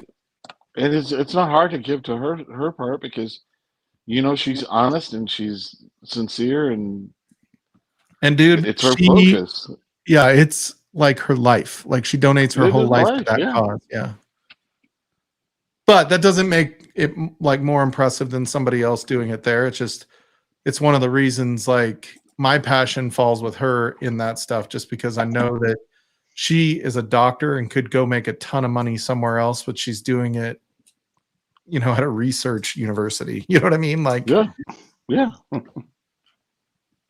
She totally does it for all the right reasons. Yep, that's weird. Oh, here we go. One of my best friends has a wife and a 26-year-old daughter with a rare neurological disease. Only 1,000 people known have it. A lot of worthy causes. Absolutely. Yeah, there is. I mean, and what's sad or scary about part of this is when you realize that they only know of 200 people, but they know that there's more. They just don't, the other doctors out there aren't able to identify it as being part of. And now they have testing to know how to do it, so they suspect things it'll change. But it's just like. It's just crazy. Yeah, I can't imagine being a parent and knowing your child's sick and not knowing what it is. I feel like so when Frankie was in the hospital, it was 16 years ago now when she had her stroke and all that kind of stuff. Like the way they were troubleshooting, like I felt like it was more they were guessing. Yeah. Yeah. Like I even looked at doctor in the face and they're like, we just don't quite understand what's going on. I looked him in the face and I was like, do I need to call in house? And he like looked at me all, odd, like, right? Like, are you joking at this moment? But I'm like, dude, it just seems like, you guys don't like, you see symptoms and you've got like 10 things to guess at and you hope it's one of them. Mm-hmm.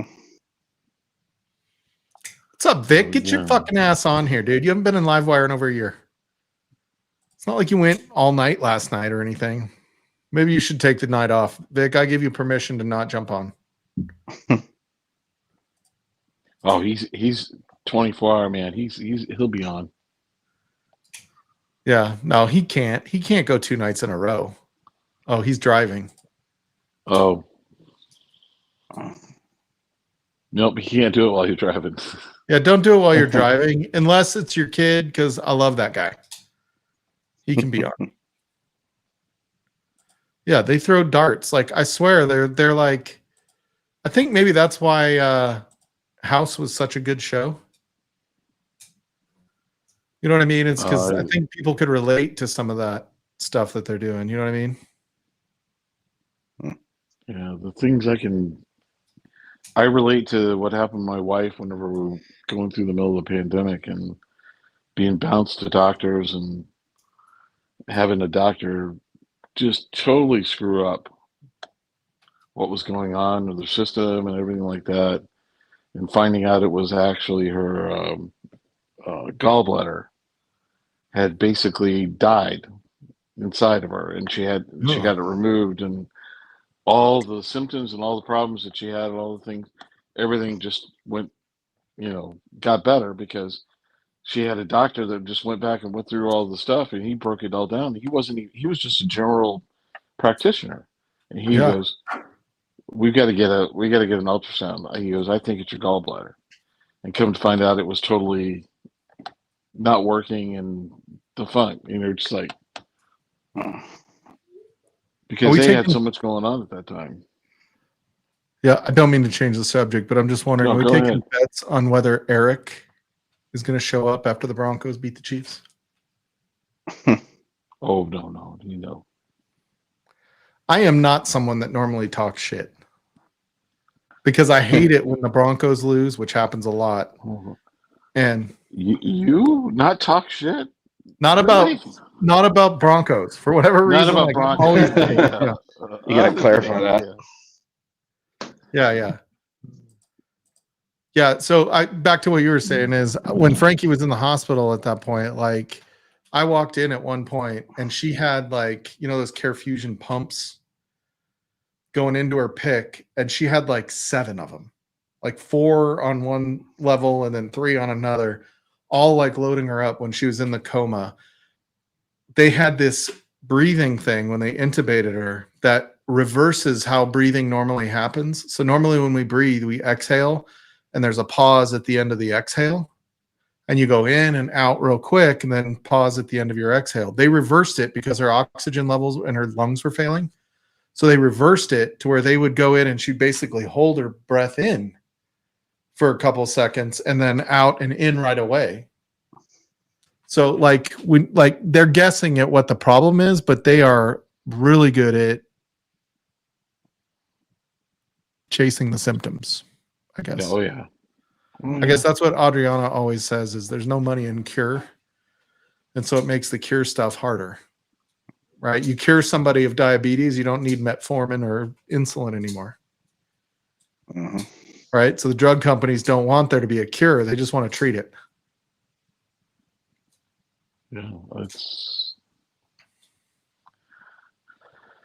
Yeah, I could go all day about all that. Yeah, Broncos have a shot at the title. I'm not sure that that's the case. But that defense is pretty stifling, so you never know. But and Bo's starting to get his legs underneath. He looked better today. Like just today he looked better, but the last 2 weeks he looked like shit. So it's like I'm not ready to say he's right. Yeah, Adriana is so right. Yeah, there's no money in curing things. There's only money in treating. Yeah, dude, I love Blue Spot, Richie Z. I have a bottle unopened and then an open bottle down here. I'll tell you, Tammy was here. She likes Red Spot. Like, it was funny. I'm like, what do you like to drink? And she's like, Pappy. I'm like, what do you like to drink? Shane's like, WLW. I'm like, so let's find her something like, so Coke then? Does she like Diet Coke or regular Coke? I don't have all that. Yeah. My new favorite is the Michter's barrel strength bourbon. Oh yeah, I have some of that barrel strength. We got that we were in Kentucky the last time, and it's Kentucky only distributed. They had it at the distillery, and then so I got a bottle of it with the group. We had a guy that was with our group that said, we got to go back by. And he insisted, we got to go back by. And we're like, all right, we'll go. And we pull in there, and they had just dropped the 2-pack with the regular bourbon and the barrel strength, and so he was right, and so we got it. And then my neighbor went through Louisville, and she says, "Well, which one of the distilleries should I go to?" And she was in Louisville, and I told her, and she went through Michter's, and they had it again, and so she bought a bottle of it for me. So now I have 2 of them. So Yeah, I have 2. I have one that's like half gone and then a backup. yeah, I love it's. I never had one before. No, I tasted it one time. Never had one. I did the toasted bourbons. I had the single barrel, the rye and all that. Never had the bourbon, and it is very, very good. And I'm pretty sure that's their distillant. That's Michter's distillant. Yeah, I think so. Yeah. So the Bears, don't you feel like kind of like the Broncos? They're kind of playing, kind of winning games maybe they shouldn't. Not necessarily playing against the toughest. Like they got kind of lucky today. I don't know. Well, feel like doesn't everybody? I feel like the Broncos and the Bears are like those teams that, they're winning, but maybe they shouldn't be. Like it might not even be in their best interest to win right now. You know what I mean? Like,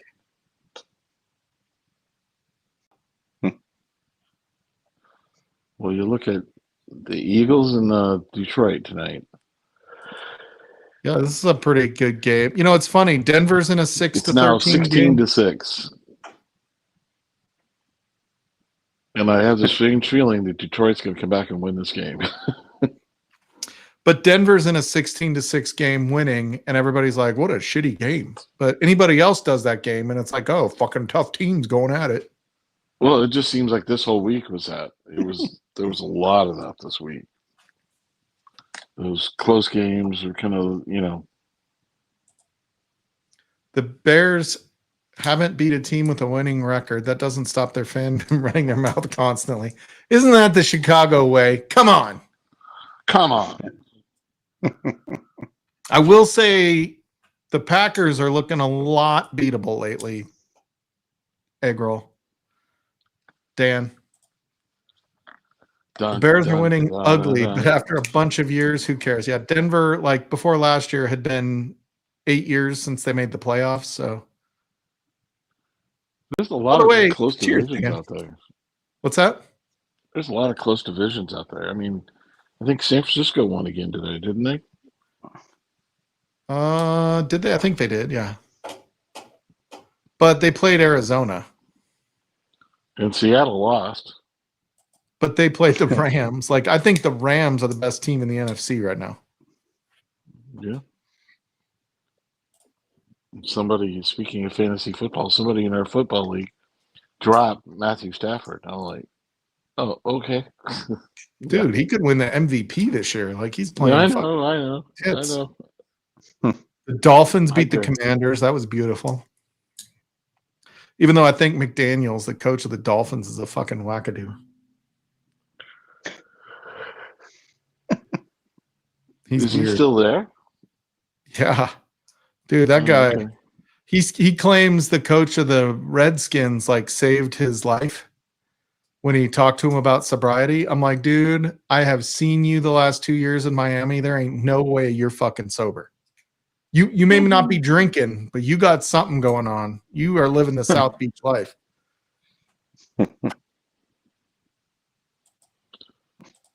Okay, yeah. The 49ers are 7-4. Seahawks are 7-3, and Rams are 8-2. I mean, Did that's Purdy play today? yeah. Purdy played. Purdy threw some touchdowns.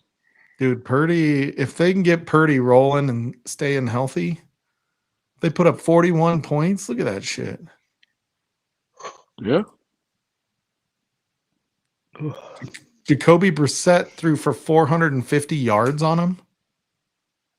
Purdy only threw for They were- 200 yards. Yeah, but that was all in the losing. He was in the pass happy after that. Still, you throw for 450 yards? Yeah, and I know. San Francisco's defense is just so hurt right now. It's pretty crazy. Yeah. That's why I picked up I needed I needed a backup. I needed a quarterback this week, so I picked up Jacoby Brissett. Now I look like some sort of fantasy god in our league, and I'm like, hey, I just like, I just know how to make good decisions, dude. You gotta, I Roger. I want you to I was- download. I want you to spend the $12 on Prime Video and watch the first season of The League.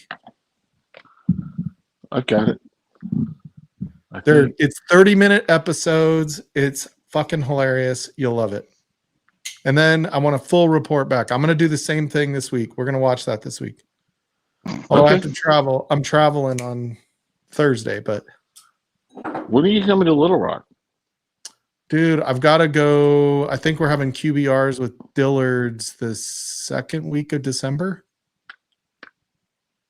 Okay. Well, let me know when you're in town. I Yeah, found a really cool place for us to go. Yeah, I need to get back down there. It's really, I've got to get to northwestern Arkansas, but what I need to do is bring my wife. She wants to look at houses. If I go to Bentonville.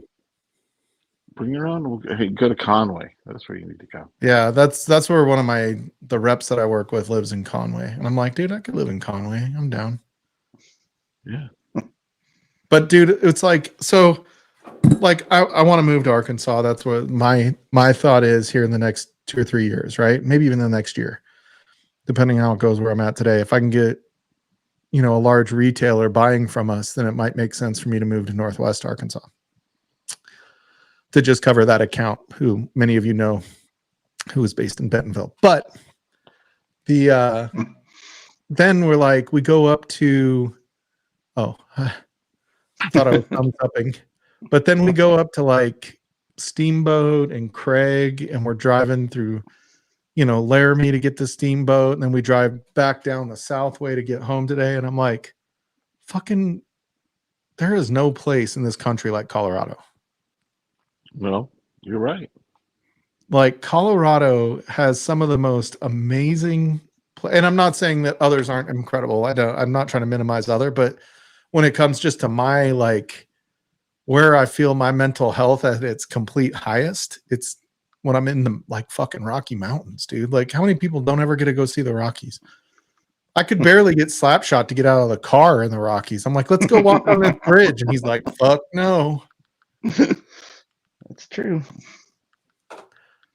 But yeah, I just like part of me is like, okay, the quality of life. And I mean, it has its own set of beauty, right? Like Virginia has its set of beauty, right? Like you've got the Ozarks in Arkansas, or Tennessee has the Smoky Mountains, or you know what I mean? Like they all have their beautiful spots. I'm not trying to say that those aren't beautiful by any stretch, but man, like, dude, I go into the Rockies and I'm just like taken aback by the scale of everything in the Rockies. Oh yeah. Oh Jesus. Somebody's trying to steal my hat. Look at this guy. There he is. Hey, I mean, you were waxing poetic about mountains here, so I figured I'd jump on. Yeah. Hey. Oh, hey. Wait. There we go. Got it. If that came through, I don't know if my mic. That didn't come through at all, but It didn't. Am I not looking at the right microphone? Wait a minute. I mean, you hit a button very emphatically, and I'm impressed by that. But I didn't. Hear It was pretty quick in doing that button. Oh, no wonder. No Quick wonder. is what Mike is good at. There we go. There you heard it, right? Did I? All right. So what are you Did drinking? you not Jeff? hear it? Damn it. How about this? Yeah, there we go. Okay, got it. Ah, how you doing, Mike? I'm good. How are you? Oh, doing pretty good. Man, Roger, Brian, how you guys doing? Good. Good. nice hat you got there, Whack. I know we're twinsing. Huh? I like the white back. My friend made like- these too, man. Like, Oh, you know, really? he just made me like 20 of them. Dude, He that's was like, great. he was like, I can make you 2. And I was like, okay. And then he sent me 20. I was like, we said 2. And he's like, Said 2, but 20. "All right, yeah, I sent you 20. That's 2 with a 0. Yeah. People are awesome. Oh, here we go. I feel the same way about where I live in Wisconsin. Driftless region is crazy beautiful. You get too far from home and it's all flat. Yep. Yeah. And I guess that's the thing is like this is what I've always known. Like that's why I like to go exploring, like going up to the Tetons with Adriana and just I love seeing like how everybody else reacts to that stuff. And obviously Adriana wears her, you know, emotions on her sleeve in general. So when she gets like sees something amazing, she just is so excited, just like Meltdown City. So that's why I want to go spend time in the Ozarks and Smoky Mountains and shit like that and see some of those places to see if they would compare to what I deal with in the Rockies all the time. It's all different. See, like what I like about where I live is 2 hours I'm at the beach, 2 hours I'm in the mountains. Like I can pick and I'm 2 hours from either one. Yeah, San Diego was kind of like that. It'd be 15 minutes to the beach and then, you know, about 2 hours to the mountains and 3 hours to the desert because the mountains were like this line. And then once you get to the other side of the mountains, it's like the Mojave Desert. So, yeah. Hey, Jeff, Yeah, did you like the way he froze when he went the line? Wasn't that impressive? I think he did that. That on was purpose, impressive. too. It's like he meant I to did do it on purpose. Mhm. I DDoSed you for a split second. Yeah. Yeah. You think his internet froze, but in actuality, he just held that pose because he Add knew that visual effect. it was He did so the visual impressive at that time. The only thing you could have seen was the pulse in my neck. Yeah. That was the only So, thing. Jeff, what are you drinking? Hmm? What are you drinking, Jeff? I've actually got Big Vic's Rare Character in front of me here. So Oh, yeah, it's somewhere around here. I don't have Big How did I Vicks, lose but that? I have. Oh, there it is. That one. Yeah, that's the Oh. one. See, I feel. There we go. I've got 3 other ones So- around here. But what interests me though is so it's 64% rye, 30% corn, 6% malted barley, coming from Bardstown Bourbon Company. And I think a lot of what Rare Character gets comes from Bardstown Bourbon Company. The best rye that I've had from Bardstown Bourbon Company doesn't come from Bardstown Bourbon Company. It comes from Rare Character and all these other brands. Like it confuses me why they don't hold on to their own best stuff. don't They do. What about the discos? Those are pretty good. A disco rye though? No, there's not many Like- disco rice. There's Is Sweet Cindy supposed to be Cindy Sweeney? Sweeney? so, I don't know. but yeah, I've been enjoying this one quite a bit, man. So That's good. I need to pour something else. I just had that Heritage Barrel, which is really freaking good. I really like it. Ow, I just whacked it. What was that? I know what it is. I look like a fucking orange with my belly in this shirt. Like I'm round and like somebody's gonna peel me. honestly, you got the same body type as Manning. You're good. Oh, This is the one I started seeing around here locally that started popping up. Is the why you guys Optaniums. thumbs down people, bro? And they started doing, and it's Bardstown Bourbon Company distill it, and it's a 8-year juice. That's bourbon too. Man, It's I haven't straight heard bourbon. Gene and Optanium getting in Bardstown too. But They've got all kinds You know- of stuff. They had this. What you doing, Dirt? There's a Maker's Mark. Man. It's Maker's Mark, but it's the M&J one. There you go. That's the OG. same as it's Maker's Mark mash bill. They can't claim but they bought the barrels from somebody, and so I'm assuming it was Maker's Mark. But this Octanium, this is 8-year juice, and it is fantastic. I mean, this was a local This is another local pick. This is our Central Arkansas Bourbon and Banner. Kelsey knows them. Man, I mean, Gene will get whatever he can for the value. I mean, Oh, yeah, Alcanium just you like can always anything. count on for the value. Yeah, if you can find the barrels, somebody will sell you the barrels. It's like grab them, you know, if they're the right set of barrels. Jesus, That Mike. was loud. Oh Sorry. my That was gosh, loud. Mike, you just killed my right and left eardrum at the same time. Oh, Hey, how's your earbuds working? no, very good. Did you Sorry. say something, Mike? I can't hear you anymore. What? Sorry about that. I should have muted. What? What? The ice just looked old in the freezer, so I was like, I'm gonna dump this ice out. How does ice Ice look old? look Ice old? is ice. Dude, I'm All very right, picky. I need more explanation. He's aging Have ice. you not tasted old ice like when it tastes old? No, I don't like old ice. I How long don't. you leave? My ice doesn't stay in the refrigerator long enough to soak up the. This one hardly ever gets drank. Then maybe you need I- to put some baking soda in the fridge to soak up those nasty flavors your ice is soaking up. I need more explanation of the It's flavor frostbite. profile of It old ice. ice tastes frostbite. Emmenecker gets it. Oh.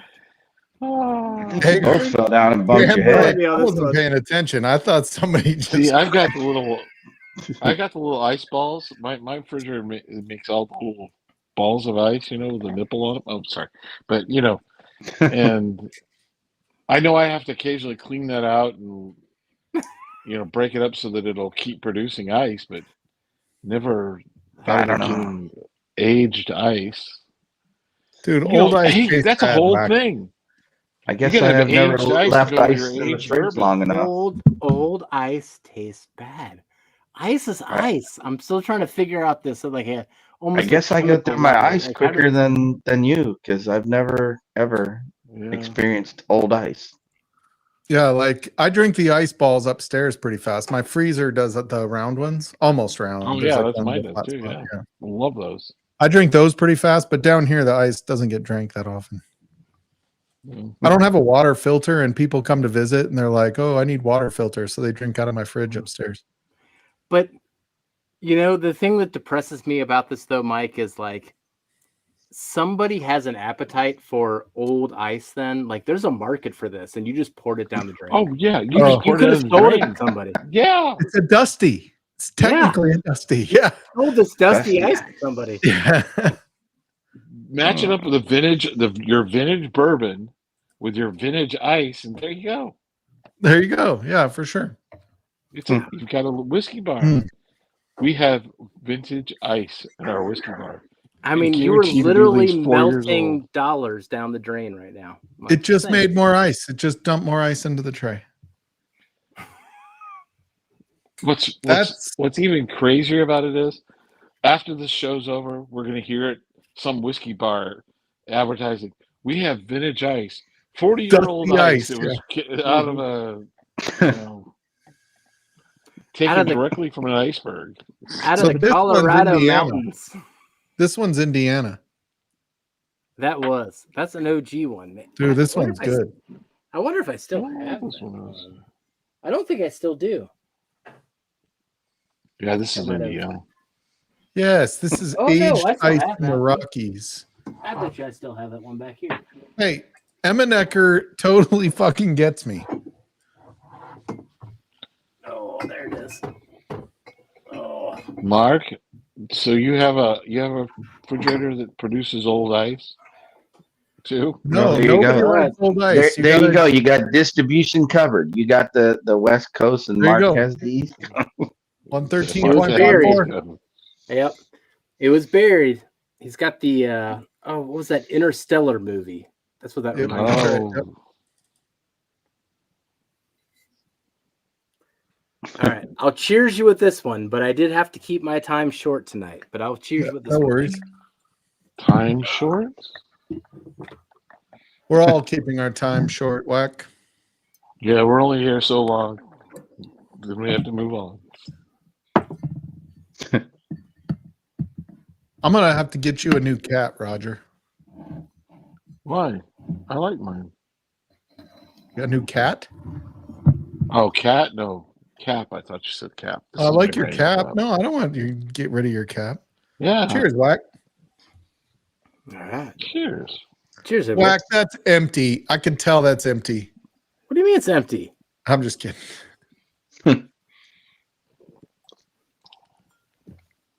Slapshot's Dude, I'm drinking just- that high quality H2O. Yep. I had enough liquor last night. Were you up with Vic all night there, Slapshot? Dude, I can't go to bed at 2 I a.m. think I went to bed at 2 a.m. my time, but I'm not a positive. I have Oh, a man. reset on my clock. I know when I've drank a lot because my earbuds are on the desk and not on the charger because I just flop them. You're like, I'm out. I'm out. Yep. So that's how I know. Man. They have Here's my, cat marks on them. Yeah. here's my problem. I have 3 sets of earbuds. So when one goes dead, I move on to the other, and then I have the other backup over there. Dude, Wow. those things last for like, I guess, yeah, for Vic stream, they don't last long enough. They don't last Pretty long enough for Vic Impressive stream. system, actually. Yeah. So I have I've- like, I love headphones and earbuds. It's so Well, part at of least being I wasn't ADHD. too I don't know if you drunk know there, this. Dan. It's like an I figured- obsessive compulsive collecting. What's that? Egg roll says I probably checked out Oh. about 1:45 to 2, and he was a half hour behind me. So my drunken self knew I went to bed around 2. So that's pretty impressive. There you go. Yeah, actually, you went to bed way earlier than you thought. You were way more responsible than you thought, Slapshot. Well, So 2 like, hours later, and Mandy'd be getting up to go to work. yeah. And you got up to pee, and Vic was still going in the morning. So I part of ADHD, I don't know if you know this, is like collecting. Do you know that that's like a thing when you have ADHD, supposedly? I just found this out from a doctor. So I So collect you're knives. telling me that I have ADHD. Yes. Okay. So I Are you collect saying knives, that? whiskey, sharpening shit, and other things. I totally forgot where I was going with this. That might be another sign of Yeah. Squirrel. Squirrel. Squirrel. Anyway, good story. I totally forgot why I was saying that. Moving on. Now I will say I've been trying to downgrade my materials that I cover around me with life. Like I've accumulated a lot of shit, and I've got like bins and bins of DVDs and CDs. So in my mind, I'm like, you know what? Why am I being so sentimental about CDs? CDs in particular. I could take my 1,500 CDs that I have and all their jewel cases, and I could probably just put them into like booklets, right? And I'd still have the music, I'd still have the CD, but I opened up the bin and I was like, oh, let me downgrade and I'll squeeze these together. But then I'm like, oh, but I'll have to tear the jewel cases apart and save all these pieces. I didn't have it in my heart to do it. So now I still have hundreds of pounds of CDs that I'm still trying to figure out how to So downgrade. I was telling them before, right before everybody came out here, I dumped about 30, 35 bottles, dumped them, threw them, and then gave a few away when the Promans were here. And it was like revitalizing in my soul around whiskey. Like I have all this whiskey that I'm never going to touch again. And dude, Wax moving his mouth and no sound is coming out. Hi, Dana. Correct. Good night, Whack. That's Correct. a squirrel, folks. But yeah, I do agree. It's good to simplify your life, spend money on memories, not things. Okay.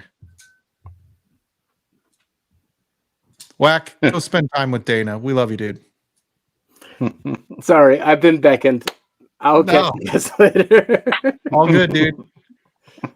Cheers, brother. Cheers. See you, buddy. Yeah, egg roll. Dan completely gets it, right? Like there was something like as I was dumping you know how when you clean up an office, like my office, I'll clean my office. And maybe this is my OCD kicking in, but I'll clean the office, and there's just something that like makes me feel so much better when I like cleaned off my desk. I don't have like all this clutter sitting there. I put everything in its place. You know, I got rid of some stuff that I didn't need, and I made that decision to just like, dude, it's liberating when you do shit like that. You going to bed, Mark? Have a good night, dude. Have a good week. Stay safe. Hey, Mark. Yep. Philadelphia is going to get the dub on this, for the record. For the record, Denver beat Philadelphia. Oh, they stopped him. They stopped him on 4th down in inches. I will say Philly has a pretty good little schedule coming up. They've got to still beat. I think Cowboys always play them tough. The Bears. Chargers is a tough game. They're going to beat the Raiders. Commanders, they're going to beat. The Bills is a tough game. But any like divisional game, I feel like anybody in your division, anybody could win. Yeah. You know what I mean? Like it doesn't matter. Like when Denver played the Raiders, everybody was talking shit about, oh, what a terrible game. I'm like, it's a divisional opponent. Like you raise your game for a divisional opponent every time.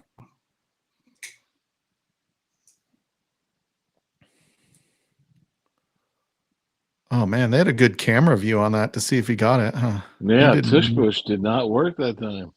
He did not get it. They had the anti-Tush Push defense in there. Which is definitely not what you would think of when you think of Detroit. No, but man, they had it. Whatever they did it right. Yeah, I know. Sirianni's like, dude, that was the Tush Push. It should have just worked. Oh, Like, do Stafford. you guys not know who we fucking are? Oh my God, and they gave it to him where they did, which is like right there. That's not good. I'm telling you, that's not good. You score that before the 2-minute drill, the 2-minute warning. Dude, that was a big mistake going for it right there. You didn't need to do that. You've held them to 6 No. points. Oh, and that bad play. Like some of these things, I think they're a little too aggressive on 4th down. Well, he's down. He's really down.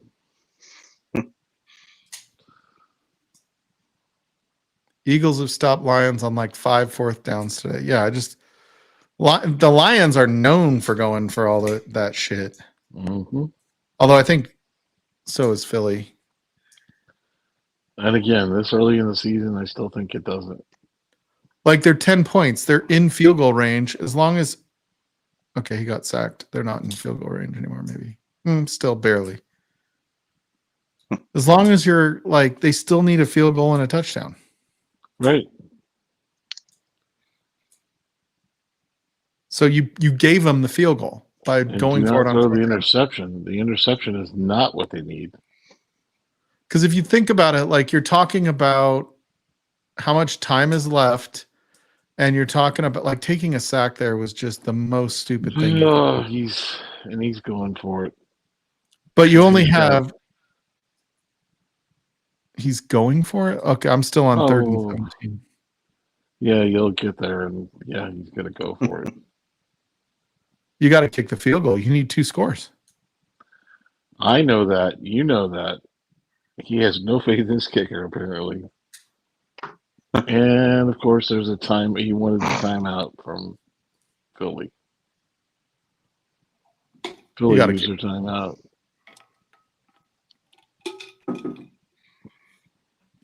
You got to kick the field goal. There's other people going that are not watching football and have no interest in football that are going, what the hell are they talking about?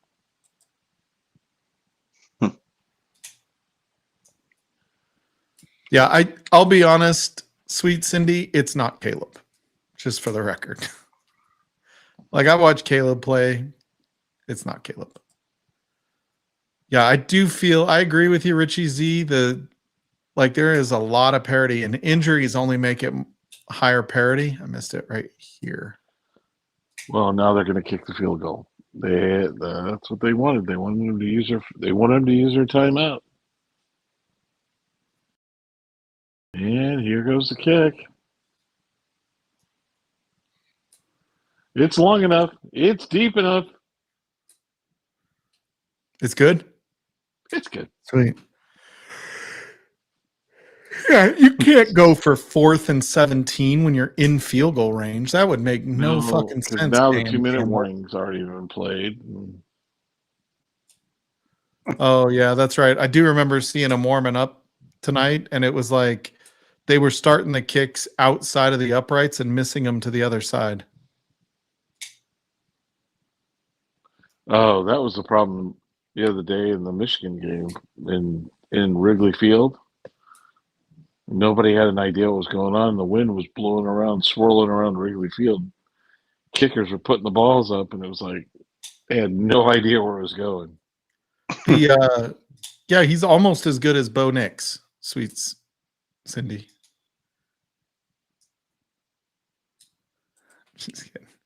I'm just playing with you.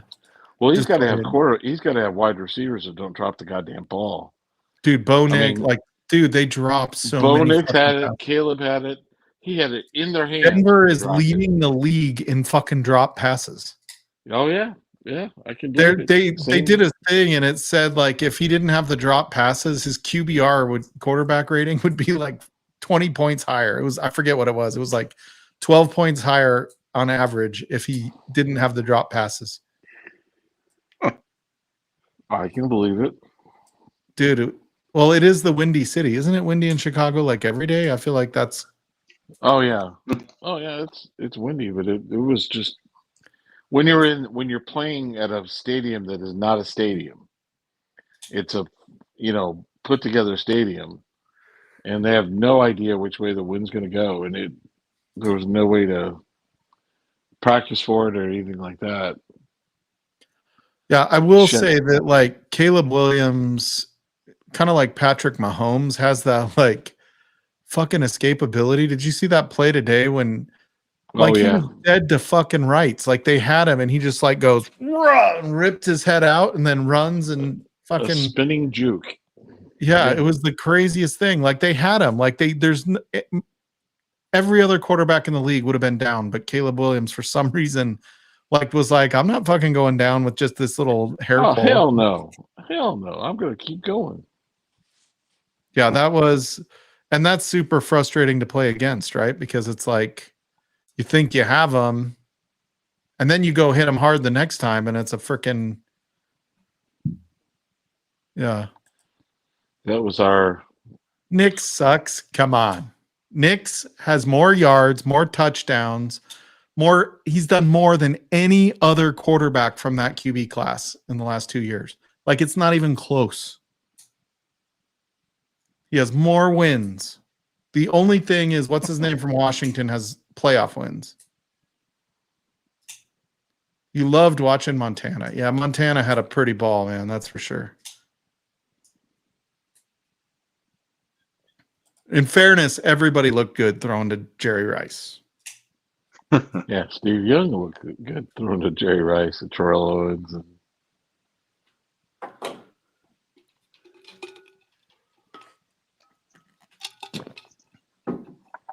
Yeah, May is pretty good. Really, this QB class, I mean, it's still shaken out, right? But that QB class from last year, it's kind of incredible. JJ McCarthy's kind of looking like a bust, but he could turn it around.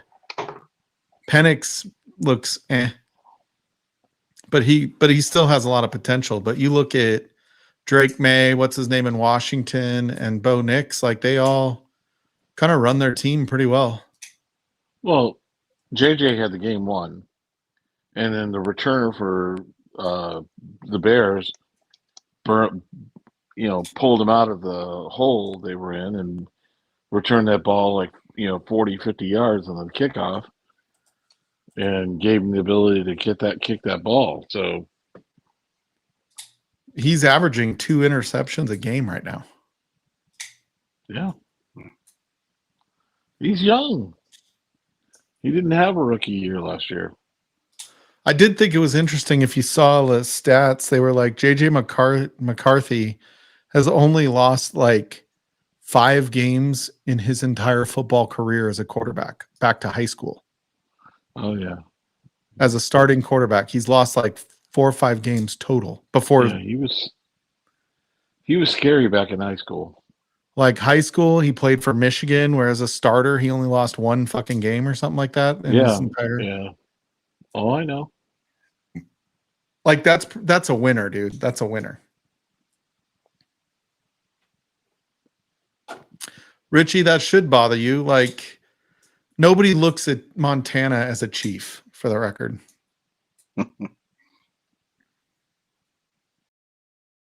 I look at it and go, why? 49ers got pretty lucky with some quarterbacks over the years, like Oh yeah. Oh yeah. frickin' Joe Montana, Steve Young, Colin Kaepernick, Elvis Gerbach. Elvis Gerbach. Like, whew. You had a whole bunch of them. They had a quarterback every year. Yeah, I think what I like about JJ is he's just got some grit to him. It's kind of what I like about Knicks. I don't think they're the most talented by any stretch, but I do think they've got like kind of that moxie. Yeah. Knicks concerns me quite a bit with some of his down the field passes. It's just not very accurate. Well, 4th down. An incomplete pass. Uh-oh. All right. Well, I'm going to jump off and head to bed, gentlemen. Yeah, I'm gonna Good shut night, this sir. Good down to see you, brother. in a few minutes, buddy. We'll see you, Slapshot. We'll talk hockey See ya. next week. See you, bud. Hey, you were good. Yeah. What was your cutoff tonight? I think I'm gonna quit here in about 2 minutes. I understand. I got to. I have a QBR with one of my biggest customers tomorrow. Well, good luck, my friend. Thanks. I mean, it's just I have to present 2 slides, so it's not that big of a deal. But Yeah, but still, you have to be there. Is it in town or? yeah, I'm in town till Thursday. Then I have to go to Arizona. Yeah, my wife got grounded for the last 3 or 4 weeks. Yeah, a lot They of didn't people. want him- Yeah, they didn't want him getting stuck somewhere. Yeah, I was in Oklahoma. I never had any. Like, I went to Oklahoma last week. I went to Minneapolis the week before, and Vegas the week before that. I haven't had any like flight cancellations from the work stoppage that was going on. But I know there were a lot of flights that were canceled. It just didn't impact me. Yeah, our flight got delayed out of Memphis because the pilot on the night before. I love how the pilot threw the other pilot under the. They had a bird strike. Oh yeah. It didn't report it, and then apparently they wheeled the jet out, and those guys found it. When they reported it, of course, 2.5 hours later, after we're sitting on the plane for all that time, they got it. Yeah. They got it going, but we missed all of our connections. Oh yeah. Yeah, that's the hard part. Like, luckily I fly direct usually, so I don't have to connections were getting pretty. Yeah, wrapped I would up. love to fly direct, but I can't. Yeah. Sarasota, All right. all the fun places. I am going to shut this down. I'm going to watch the last 30 seconds of this game. Probably not. I'm going to turn it off, but I'm going to head to bed. But thank you guys for hanging out. I'm glad to be back. Roger, thanks for hanging out with me, man. Making sure I'm not talking by myself over here, you and Slapshot. Hey, I love you, brother. Yeah, appreciate you, dude. Everybody, go freaking check out the Bourbon Legends. If you haven't subscribed with all of your accounts, go do it now. We would appreciate it. Thank you. Go very get much. over 500. Let's go. Let's get them over Yep. 500. Well, I just say we've got a great December coming up. We've got a lot of really good guests. Yeah, it sounds like you guys are Every putting week a in lot December, together. there's 3 straight small distilleries. It'll be a blast. Yeah, and we for give sure. away a lot of bottles. And that's what I like. People like that. Yeah. So cheers, you all. Have a good, safe week. We'll talk to you guys next week. Cheers. See ya.